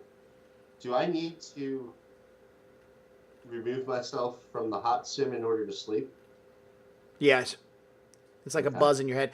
John, go ahead and make me... what was that skill you have? The seduction skill that you have? Kama Sutra? Kama Sutra. Yeah, go for it. Make a... No, we're Hey. not doing that. I'm still requiring it. Do I get that in my reaction, my agility? Oh, this is logic. Oh, logic. Okay. Yeah. I get to see if I recognize any of Lino's moves. He humps like a baboon in the wild. I mean, he has no skill at all, the poor guy. You know, if he survives his encounter with Lucky, maybe I'll give him a pocket copy of the book. This is the important piece of information. She's faking it. Ooh. Darn. That's what the role's for. Not to show that he's a horrible individual, but she's faking it. All right. So, the next day, you guys sleep in the room? Do you want to... Yes. I was actually planning on staying up and watching to see if anything happens during the night. We could do shifts if that's what you want to do. Yeah. Fair enough. Yeah. First night, nothing. Nobody comes by. You watch traffic drive by. Your roommates don't seem to go to sleep until they pass out around 6-ish in the morning. Fira every once in a while pops in and out and wanders around saying hi to you and stuff, wandering around the room. She does find the used sexual device and stares at it confusedly, but leaves it the hell alone, mostly interested in the burnt pizza boxes. Wait, were they burnt before she was interested in them? Yes. Okay. Yeah. So she doesn't distract you. She realizes what you're doing is important, so she tries not to distract you. So she doesn't break things or knock shit off shelves, and she doesn't wander out to go see who the other people are. She just hangs out and watches what you're watching in confusion of staring out into the darkness. So, so you do shifts, and Jay, when you do your shift, still the same. By this time, it's the morning time, so the people out front have passed out by this time. And you're waking up John. What do you guys want to do when Lino leaves for work? Because he leaves for work probably about 6:30. That's when we're going to follow him. John, how about you take the first following? And then, because I want to get my other vehicle out here and use that to follow him. Okay. That works. So Jay, you're staying at the trailer. Yeah. John, you're following him to the Silver Station. Yes. All right. Perception check from you, John, to keep up with him. If you fail your perception, then it's a drive roll. Okay. I would also like to follow, not obviously. Then you're going to need to roll a really good perception. Okay. Actually, okay, I've asked you this before. How far can I control my fly spot? The farther you get away from it, the higher the modifiers. So, you have the ability to... What's your device rating on your RCC?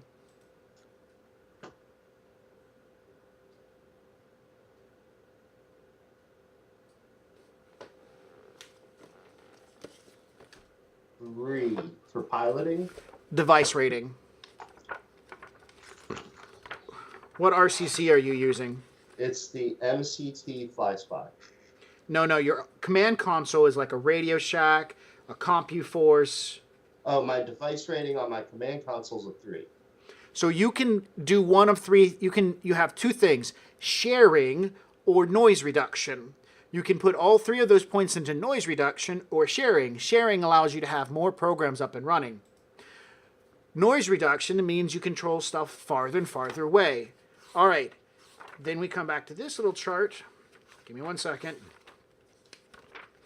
The greatest possible distance is 100 kilometers and beyond. The noise penalty for 100 kilometers is 8. If you put everything into noise reduction, that means the penalty is 5. You lose 5 dice. You have to be able to have at least 4 dice to be able to pull off doing simple things. So it's your piloting plus your reaction when you control stuff. Right. So I'd have some dice left. I would have 4 dice left at least. Right.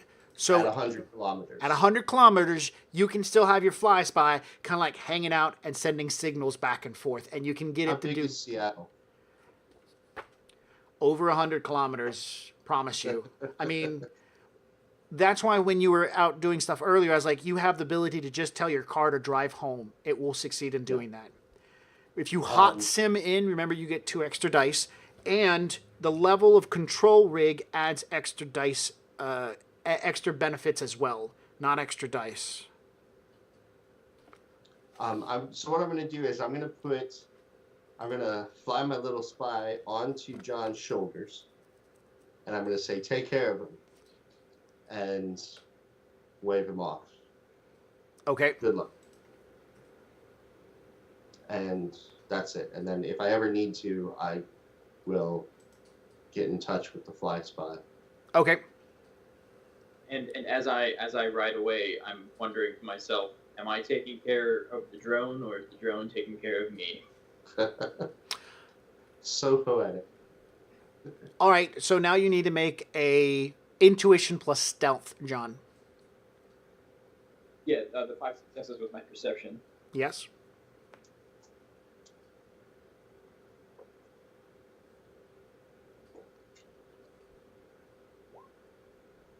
Oh, beautiful. Just beautiful. I mean, you're driving, you're doing your thing, you're incredibly casual. This guy is going, he doesn't seem to act like he knows. You're able to easily follow in the Silver Station, which you've never been to, but you find it nonetheless. It is a grease monkey pit for people who work on semi-trucks. He shows up early in the morning, parks, hustles, because, he's one of those people who like to get that 5 extra minutes of sleep. So that was really the reason why you were able to follow him, because he was driving like an idiot. What do you want to do while you're here at the Silver Station? Which car was he in? He drove the wide body. So then the other car was hers? Yes. She left 2 in the morning. Is there a convenience store nearby? Fuck yeah. Within sight of the shop? Oh yeah, and probably a soy bucks too. Okay. Yeah, I'll go to the soy bucks, and I'll get a double soy espresso. Okay. And then I'll head over to the convenience store and buy a pack of cigarettes and a lighter. Regular cigarettes, long hauls. I'm not actually going to smoke them. I'm just going to pretend to smoke them. So Got it. whatever works. Okay. And yeah. So Is he more than 100 kilometers away from me? So I'm going to use while he's doing this, I'm going to send the fly in to follow more closely. Okay. Go ahead, John. yeah, and since I know that he's got the drone to get all the nitty gritty details, I'm just gonna hang around, not obviously. Okay. And like pretend to smoke, move to a different location, and to smoke somewhere else. Like walk away, walk back, and just make sure he doesn't leave without me noticing him. Okay. It's not a problem. You find that you can hang out at the soy bucks quite a bit. Makes it easier to keep an eye on what's going on. If Jay wants to, he can link your comm into what the fly spy is seeing. Yes. Sweet. So while you're on your phone, playing on your phone, you're watching Lino work. And he works. He gets there. He sees his boss. He talks to people. He seems to be a very friendly individual. He laughs. He jokes. He spends a decent amount of time at the grease monkey pit. You know, he's always working. He seems like a pretty good guy. At some point during the whole event, you need to be quiet. Some point during the whole event, his boss pulls him into his office. You know, this is getting close to lunch. He's worked almost his entire full 6-hour shift. Boss says he's doing really good, gives him an attaboy, says, keep your nose clean. That thing comes off your ankle. We'll talk about promotions. He's excited. Jay, what are you doing? I'm going to call my car to me, have it pick me up, drive by a junkyard, and try to pick up a license plate for temporary. Okay. And if at any point I get more than 100 kilometers from the fly spy, I want to quit it, fly it back to John. Okay. Which we're going to roll and just be random. Low is bad, high is good. I rolled 15 on 3d6, so yeah. No, you don't ever get to a point where you get far enough away that it'd be detrimental. Signal does fade in and out a little bit. They get some like snow in it. But then you're like, oh shit. So junkyard guy will sell you a tag for 20 new yen. Okay.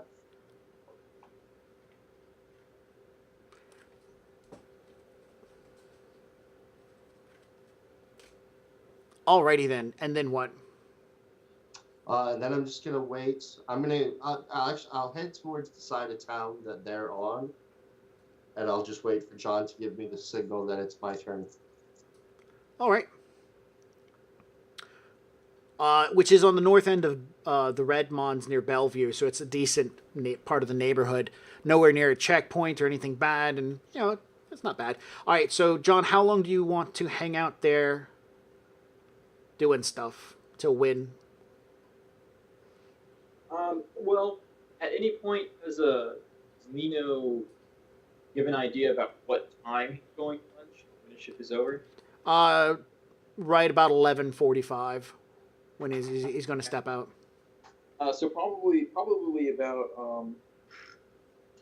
10:30 or so. I'll let Jay know that you've got just over an hour before you need to follow him.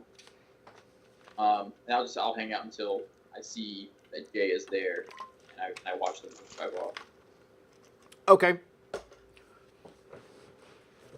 All right, so Jay around 10, 30, 45, somewhere around in there's when you show up. And Yeah. and that's when John leaves? Yep. Okay. And then Lino's heading off to his family at this point. Where are you going, John? I'm gonna head back to your beer garden Uh-huh. and talk to Hans and see if he's had any luck getting anybody to look into the situation. I'm not looking for answers, just like checking the status update. Well, you could always just call him. Unless you're going there for food and drink. Ah, Yeah. Right. Yeah. Okay. No, he hasn't started on it. He'll make a few phone calls right there while you're hanging out with lunch. What's his connection? 5. Jesus. 6. 4 more. Jay, are those your prayer feeds? No, they're New Orleans. I forgot. I'm supposed to be rolling over here. Let me do that over One here. of my nieces brought them over, I think. But they're shiny, and they Okay. Yi was her name, right? Yes, Yi Kong. All right. So he calls one individual, says, yeah, I'm looking. I just went over and checked on a friend of mine, and this is what I found. Yeah, here's the address. Could you do me a favor? Did you guys do anything with that? It's in your neighborhood. He's talking to a knight errant detective that he knows. Is what he tells you. Yeah. Oh, you do? Okay. Can you come by the beer garden tonight? No. What about tomorrow? Yeah, tomorrow. Can you come by for dinner? I'll buy you dinner. You can tell me what you need. What? Oh, it's going to cost. Of course, it's always going to cost more, but that's, Yeah, no. I have an interested party who would like to know her whereabouts if you've got any information. I mean, we'll pay for the good stuff. Yeah. And then he hops off the phone, gives you a nod. All right, what about tomorrow around 7 o'clock? I'll have a detective from Knight Errant come by and drop off a copy of the file. He smiles.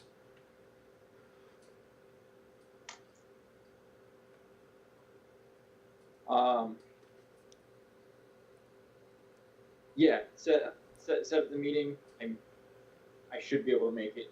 If I can't, I'll make sure it's worth everybody's while. Yeah, I'll sub in. I'll take care of this. All right, appreciate it. So, yeah, he says that this is a reliable contact that he buys information from. He said that there was an investigation due to a break-in at that address because the silent alarm went off.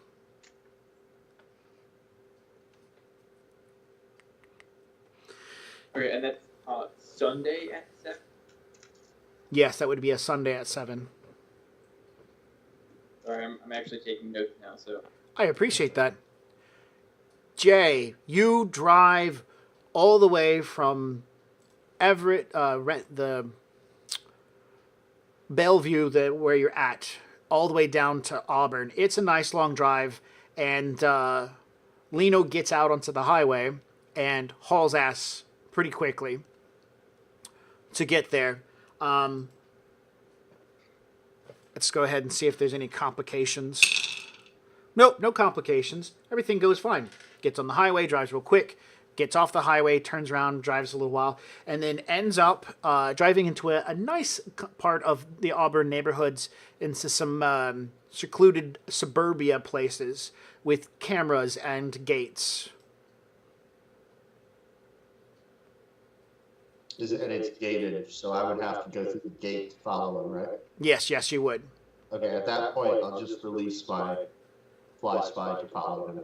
Okay. And park at a nearby soy bucks? Yeah. Sure. And at the same time, I'm going to send a program to my other vehicle, my work vehicle, to come out here. Okay, you're going to swap out cars? Yes. Okay. Not a problem. Completely doable. The problem comes when your fly spy starts getting closer into suburbia, dodging cameras and stuff like that. You need to make a matrix perception roll, which is your computer plus intuition.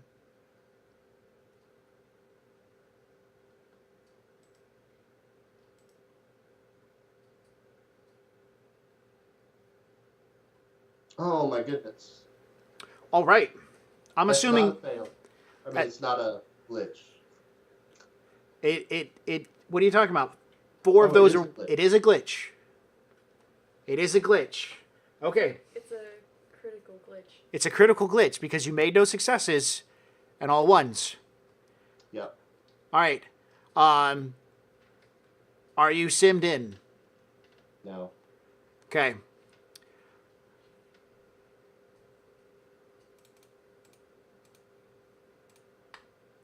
2 successes.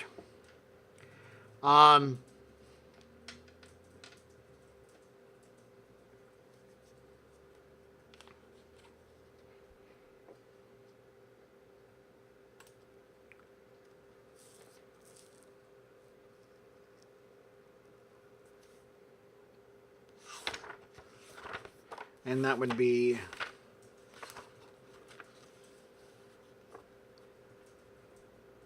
Okay.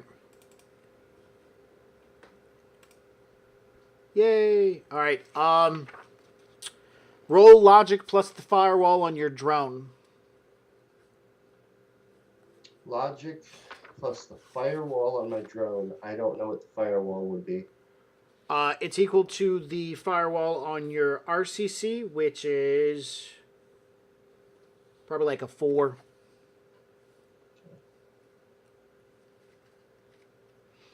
No, I'm sorry, intuition. What did I say it was? Logic? No, it's intuition plus firewall. 3 plus 4 would be 7 then. 2 successes? 2 successes. As you're flying your drone in, moving into the compound and stuff like that, getting closer, it's a decent amount of activity and chatter, and all of a sudden, your drone's told, shut down. And you're like, no. And it immediately picks back up. Someone told your drone to shut down. Okay, I'm going to immediately fly it out of there. All right, roll initiative. Back Since to you're not logged in, you're using your regular initiative. D6 plus 8. 2d6 plus 9 is a 15. I got 14. Oh no! They get to go 1 point before you. They already have a mark on you, so they're going to do another shutdown attempt.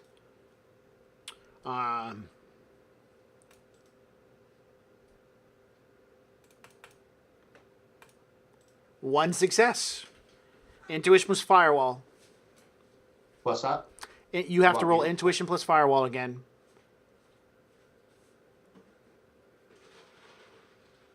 Two successes. The command for shutdown is flying repetitively at your drone. You're like, no. All right, on your action for 14, you tell it to turn around and haul ass out. Can I hot sim in at this point?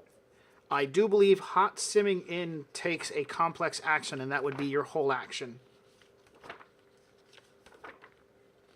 So I can't command it to come back and hot sim. That, I believe, is correct. Give me 1 second Okay. to find that little list of listies.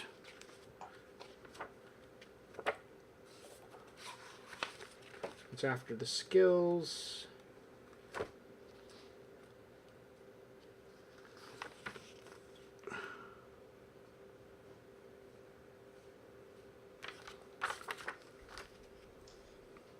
Does a signal scrubber...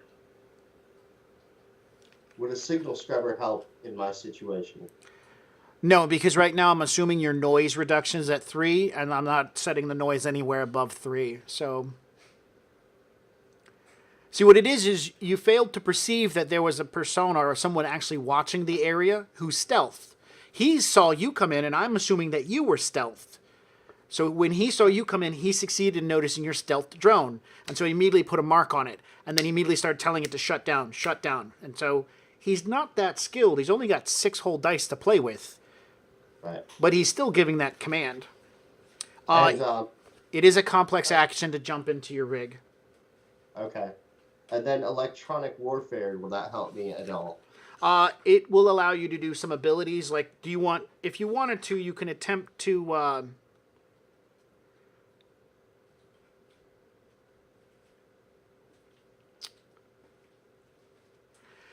You could turn your drone kind of into a jamming device to help jam his signal, but then that's all it's going to be doing, is jamming his signal. If you tell it to fly back, it can get out of the range of the complex pretty quickly. Right. I had one other thought. What was it? Oh, can I try to remove the mark somehow? erasing marks, it requires an attack feature, which you don't have. Cyberdecks have those. Okay. My suggestion is on from page 238 to 243 of the Shadowrun book are all the cyber actions. Anything that requires data processing or firewall are the things you can do. So you can take a look at them. But erasing a mark, the other way to erase a mark is to turn your thing off and then turn it back on. If you turn it off, your drone's going to start falling toward the ground. Yeah. And then you can turn it back on and it erases any marks. One more question. I'm sorry. Just trying to learn how all this works. What was that? Oh, if I jam it, try to turn it into a jammer like you said, would that make it invisible? No, it would reduce the number of dice that he has to work with. Okay, I'm just going to have it fly back to me then, or start flying back to me. All right. You tell it to start flying back. He gets another action. He's going to try to shut it down. One more success. And I need another... Two successes. All right, you're able to get it out of the complex area without it falling into the wrong hands. Am I still with, like, if I stop moving where I'm at with the fly, can I still see what's his name, Leon? Lino. No, because you can only see into the complex, so you can only watch the front gate. Okay, so it's a building, actually? No, it's like a suburbia, so there's a gate. It's a gated community. Okay. Only one way in, as far as you can tell. All right, now,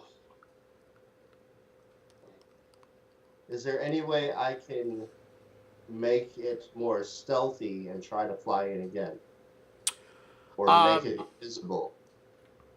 Yes, running silent. You would make a running. You would do running silent, which running silent is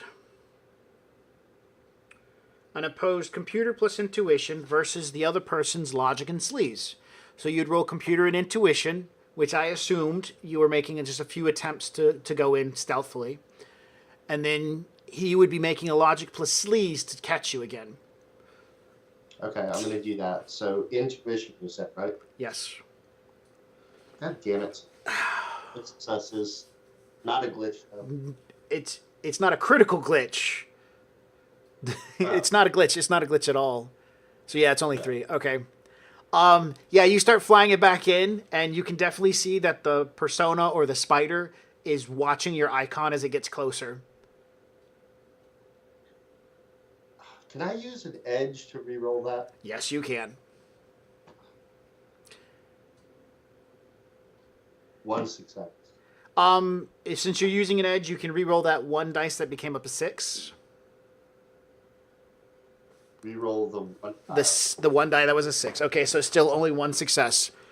Do you want to attempt 1 success getting in there on this guy? I'll give it a try, yeah. He, at this point in time, he's raising the alarm because of a drone coming in, and I'm getting out of there. all right, you call your drone back, and you... Yeah. Are you going to hang out at the Star Soy Bucks still? I want to, before I bring the fly back to me, I want to shut it down. Uh-huh. Like, before it's well away from me, and then turn it back on. Okay. And then fly it back to me. Okay. That way they can't see where it goes to, right? Yes. Understand. I'm fine with that. But then I'm going to stay there still.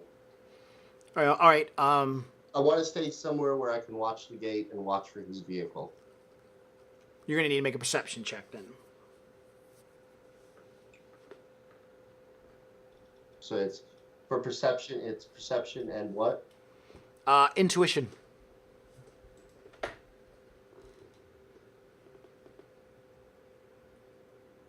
One success. Okay. You're being as attentive as you possibly can be at this point. The rain's coming down. It's slightly obstructing your view. and you watch the gate repetitively for hours. You know he was supposed to be meeting back up with her to do something, but you have no idea if he's made contact with her. So we've rolled well into, we'll say, about 3 or 4 o'clock, and you haven't seen his little ugly car come driving out. And he was only supposed to be on lunch, right? No, he was leaving from lunch to go spend time with his family to do something, and then hook up with her later. But there was never a determined later. They said they were going to... He wasn't supposed to go back to work, right? That's correct. Okay, I'm going to call John and let him know that I might have lost him. He needs to check to make sure he didn't meet up with suspect 2. All right, John, after hanging out at the Das Beer Garden, what did you want to do anything? I probably would have hung out there until hearing Jay that it was my turn to follow Lino again. But upon getting his message,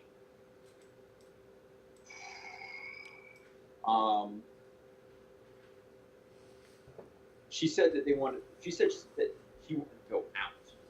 She didn't want to stay in. That's right.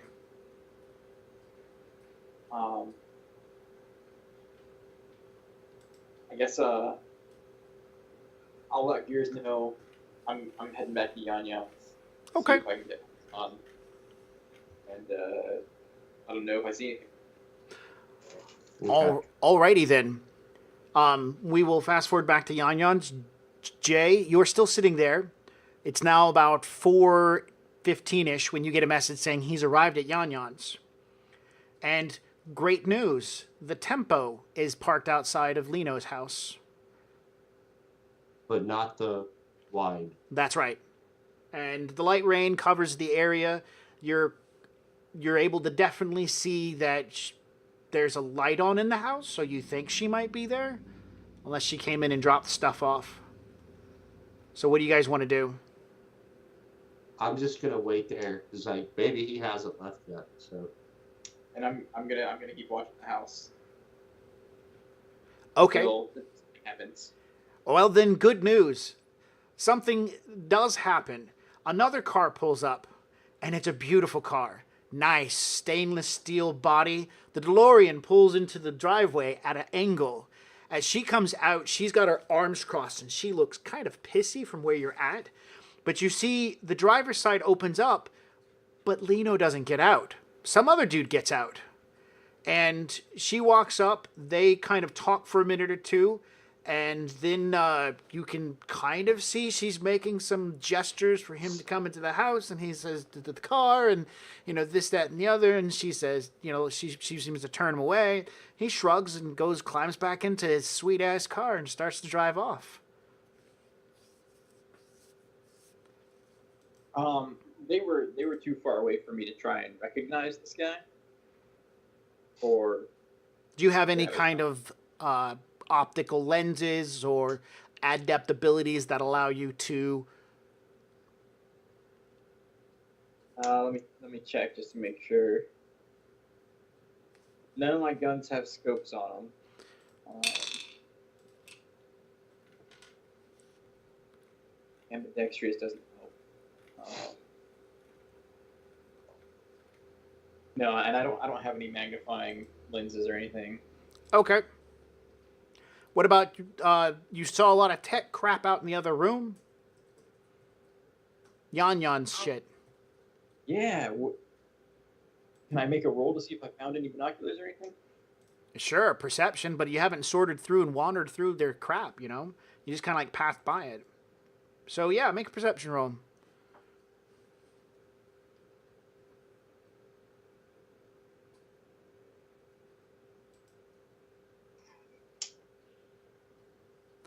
No, you don't remember seeing any stuff like that. Ask John. I mean, yeah, I want to say when the guy pulls up and I start searching through stuff. I don't know if that's perception. Okay, so you're searching through her shit? Is that what it is? Okay. She's like, what are you doing? I need binoculars, spyglass. anything. Use some of your seduction on her.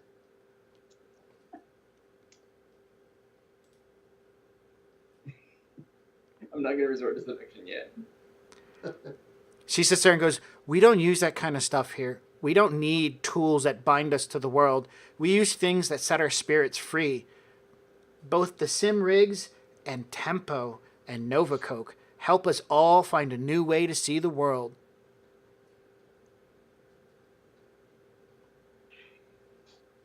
I don't need a new way to see the world. I just need a magnified way to see the world. She goes, "Tempo can help you do that. It can help you take you anywhere you want to go. So can the sim rigs. They allow you to become one with the Matrix." You're working, John. Oh my gosh. And Novacoke will help find yourself a new you on the inside. Travel to your inner planes. Yeah, I've found that inner self before. It's fun while it lasted.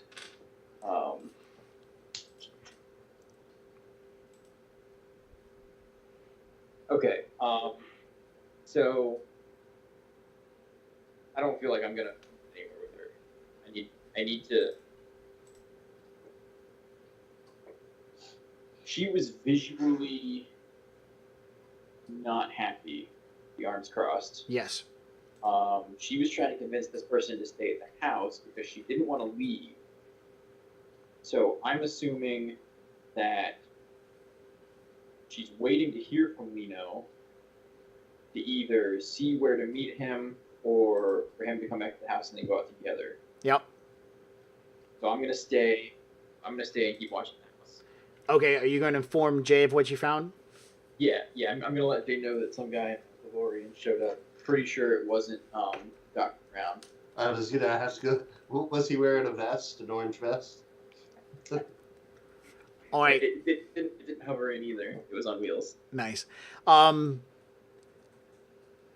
As you're getting this text message or phone call, Text. as you're reading through this text message, paying attention, the gate opens up and a white wide body begins pulling out into the streets of Seattle from the gated community. Your heart rejoices at the fact you didn't lose a little shit. I will follow him, and I will let John know that I have picked back up on the suspect. Okay.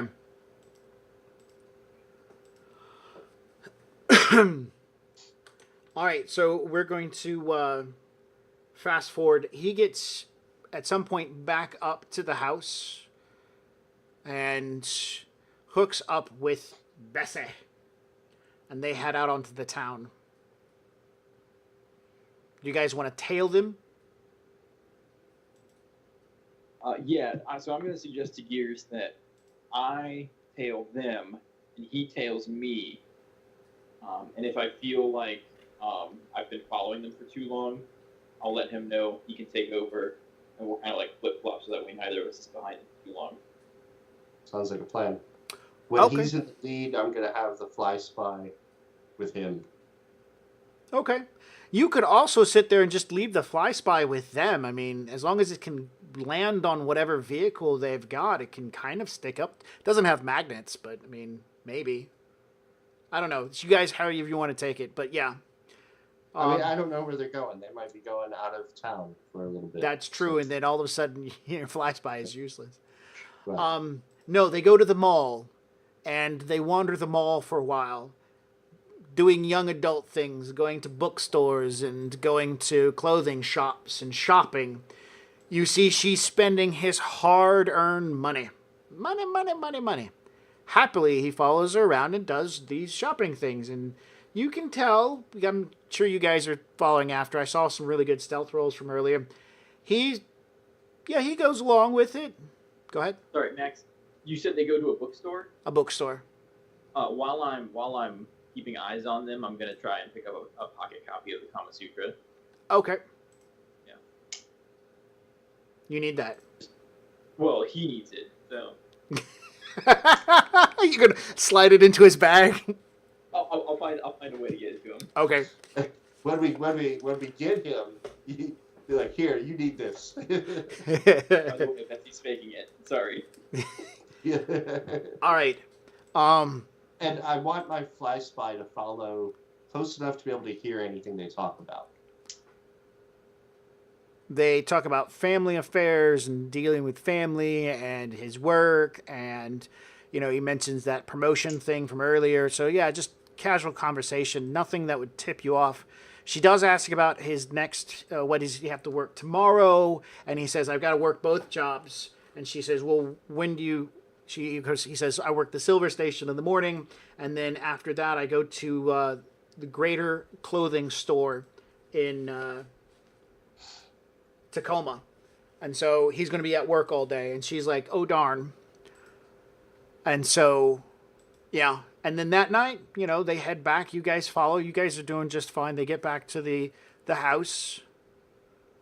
Of course, they're driving around town in that wide body. So you get pluses to follow them because it's the most horrendous looking vehicle. You should Google it. A tuning wide body GTI. So it's easy to follow them. And so you get back to the house, and again, they go through their nightly routines of smushing.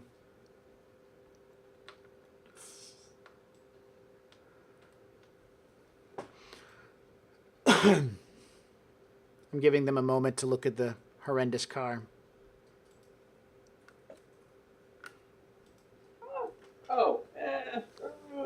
What'd you say, GTI wide body? Yeah, tuning GTI wide body. Or tuning wide body GTI. Hey, Foxy. Yeah.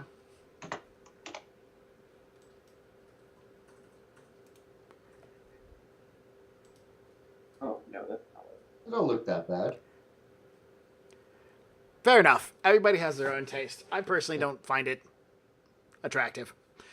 I mean, I'm not into that type of car, but... Somebody would be. Yeah. So, once again, the next day's work come up, and he heads out. What are you guys doing? The next day, you said? The next day. Well, back up. Okay, backing up. That night, I want to go talk to Yan Yan. How long do the effects of tempo last? Well, small doses last about 3 to 4 hours. I want to try some tempo. Okay. She'll hook you up with a small dose. And she said, she wants you to be comfortable. She'll offer you one of her SimSense chairs to relax in. She won't hook you up to the SimSense. She asks you about any neural cyberware. I'll tell her about the thing I have with vehicles and machines and stuff. She says, okay, that shouldn't be a problem then. The only thing it really messes with is those people who have the wires that make them move faster. That government military stuff. Yeah. No, I don't need bionics. No. Right. She said that'll mess you up. It lasts about 3 or 4 hours, and she'll be more than happy to make sure to be there with you as much as possible. Okay, great. And she gives you a dose of tempo. I want to try to talk John into doing it too. Odysseus. Come on, man. It'll be fun. One of us has to be on watch, but this counts as your nap. They're sleeping. Work first. All right. Okay, so she'll say, all right, I'll get Ivanka to go with you while you take it. Okay. And she crawls up into another one of the chairs. She gets herself a dose of the tempo. Doesn't even, no flinch or nothing, pops a little lid, throws it onto her tongue, and then lays back into the chair.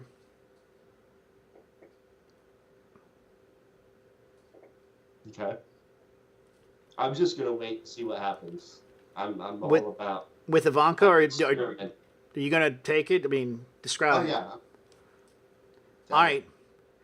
There's a sensation. It is illuminating. Your magic rating goes up by 1. You don't even have a magic rating, but for a moment, you feel this sensation that you can't even begin to explain. Your body begins surging. It is incredible. You feel your spirit, and that's the best way you can describe it, separate from your heavy, heavy body. And you find yourself floating in the trailer. It's actually quite beautiful in this trailer. You can see Ivanka floating next to you and your body laying in the chair. You can see Odysseus standing nearby. He is a vibrant colored spirit as he's moving around the room and looking. Nearby his feet, there's a little girl made of fire who's staring at you, and she immediately dashes behind Odysseus to hide. You can see there are plants in the room. They have glow effects. The walls have strange effects. It's like looking at some sort of crazy, weird X-ray infrared vision stuff. And is Odysseus in the room with me then, or am I seeing through walls?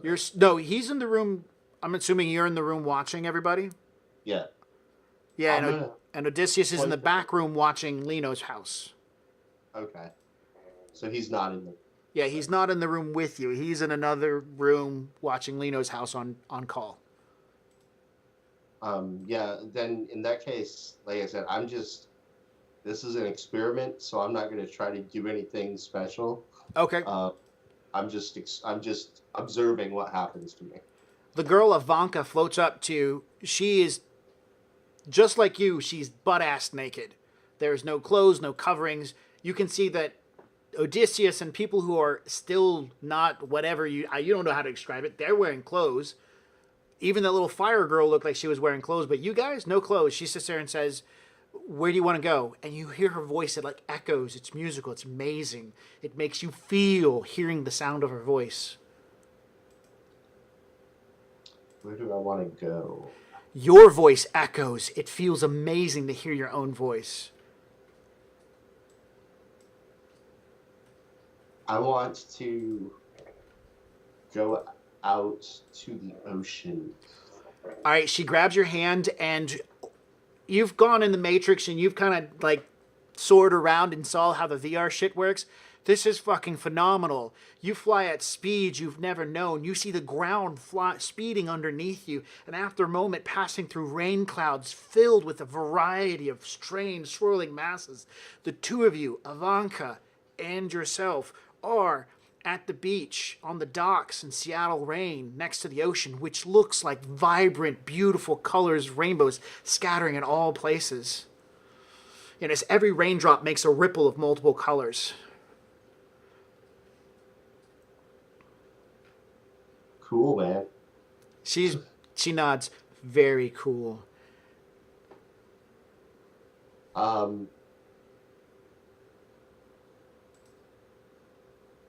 I guess I'll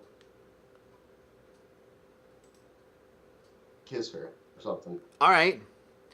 You just reach out and start kissing her, and she reciprocates and presses herself into you, and the two of y'all begin smushing right there above the ground, floating.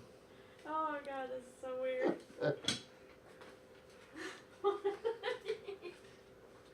Hours at least an hour or so passes, and the experience is mind-blowing.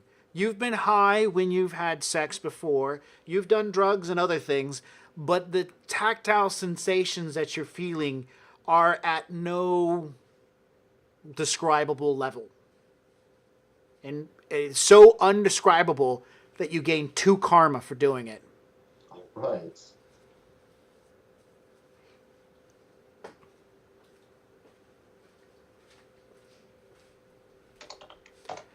She's like, "Do you want to go explore around? We have a little bit more time before the tempo wears off." I would love to. You begin scouring around the city, flying around, looking. There are other things like you that fly too. She points them out. She calls them spirits. She shows you areas where they've got markings like tribal symbols and ancient arcane magic user bullshit here and there. You get to witness 2 mages casting spells at each other. It looks amazing. You guys run from spirits that seem to chase after you, things with gnashing teeth. She laughs mostly as they chase after, but you know what? It looked pretty fucking scary to you. At some point, you get to the realization the temple's starting to wear off. Things aren't as brilliant as they were beforehand. They actually have more clarity, less vibrance, less mixing of colors. So she says it's time to get back. I'll follow her. And she says specifically, we don't want to be too far from our bodies when this wears off. It's not okay. Okay. But she does express that we still have at least half an hour or so. So you get back to the trailer, and where you saw your body beforehand, it's still there, but now you can definitively see inside of your body, unlike Odysseus's body, which is still vibrant and glowing, there are black spots. Ooh. What are those black spots? She points over to her body, where you remember I told you she had a data jack attached to her head? Mm-hmm. There's a black spot. She says, when you lose a piece of yourself to the machine, it takes a piece of your soul with it and leaves those spots. And she points out you can tell where the control rig is in your head and stuff like that. I don't remember. I think that's the only bit of cyberware you do have. Yeah. Yeah. That's scary.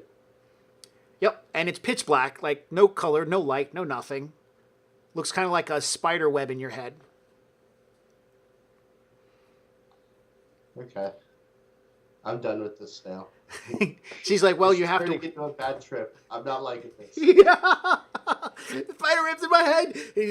And then, of course, you hear that from the other room as he's jumping out of the chair. Spider webs in my head. Spider webs in my head. No, I'm kidding. Yeah. Quick, give him an adrenaline shot. He's coming down too hard. Okay. It's past 10 o'clock. This took a little bit longer than I expected, but we also started a little late. That's fine. Do you want to finish this week? We will most likely need to finish this week if you guys are up for it. Yeah, totally. I do believe we have Wednesday available. No. We're going to. A movie. That's right. We have What? tomorrow. Monday we're available.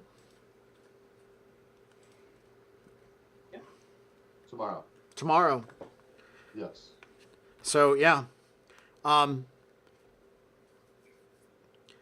This was great fun. Thank you for taking the job. Both y'all will get a karma for taking the job and getting started on it. You guys look really good and professional. Actively trying to find out what's going on with Yin. Yi is moving down another direction for your character, so that's another karma for you, John. Can I do something before? Because I'll forget it by next time. What's that? When I come to you, I want to say to John or Odysseus, did you know you have a little fire spirit following you? I guess I'll be a little shocked because He's, by the way, when he says this, he's like, hey, did you know this? You know, like he's really happy. Yeah. be like, yes. How did you know? That temp does some weird things, man.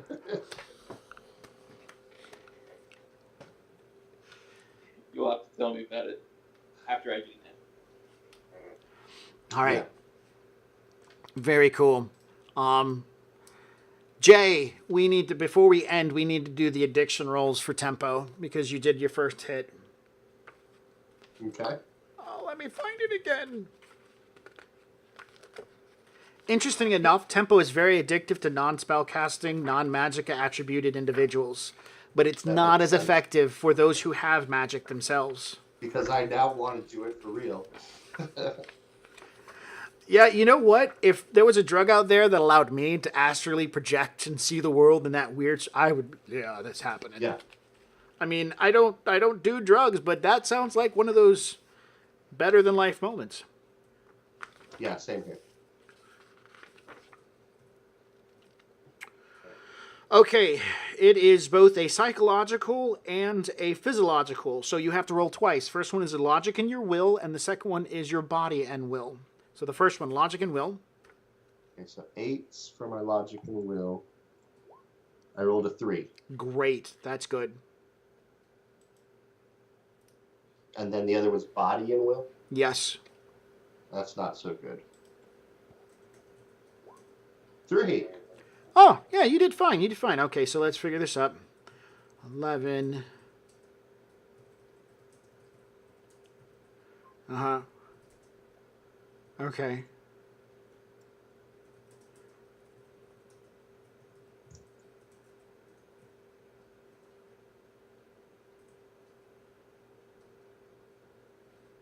No, okay. At this point in time, you can feel it. If you were to hit it immediately and go again, yeah, it's going to be hella harder. But if you wait for a little while, it's going to come back down and it won't be so bad. You made your test, but there's only like a little bit of the effect left over. So yeah, you're kind of like on the plus side. Don't hit it again for at least a day or two. Okay. If Do you I hit need it- to write like a number down? No, Like what level I'm at with it, or no, there's nothing to write down. Your threshold Okay. is at 0. If there's a number, the number is 0. okay.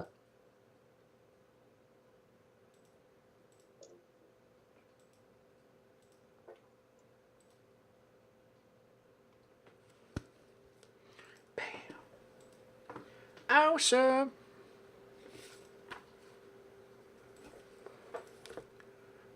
Well, I had fun. I would like to thank everyone who has participated and hung out in our audience tonight. I hope you enjoyed listening to this actual play for our Shadowrun game. Yay, everybody. If you get a chance to, go check us out on Patreon. We also have a Facebook page. Go over there and say hello. Anything else to say, babe? All right. I want to wish everybody a wonderful night, and we will see you later. Bye. Good night, everyone.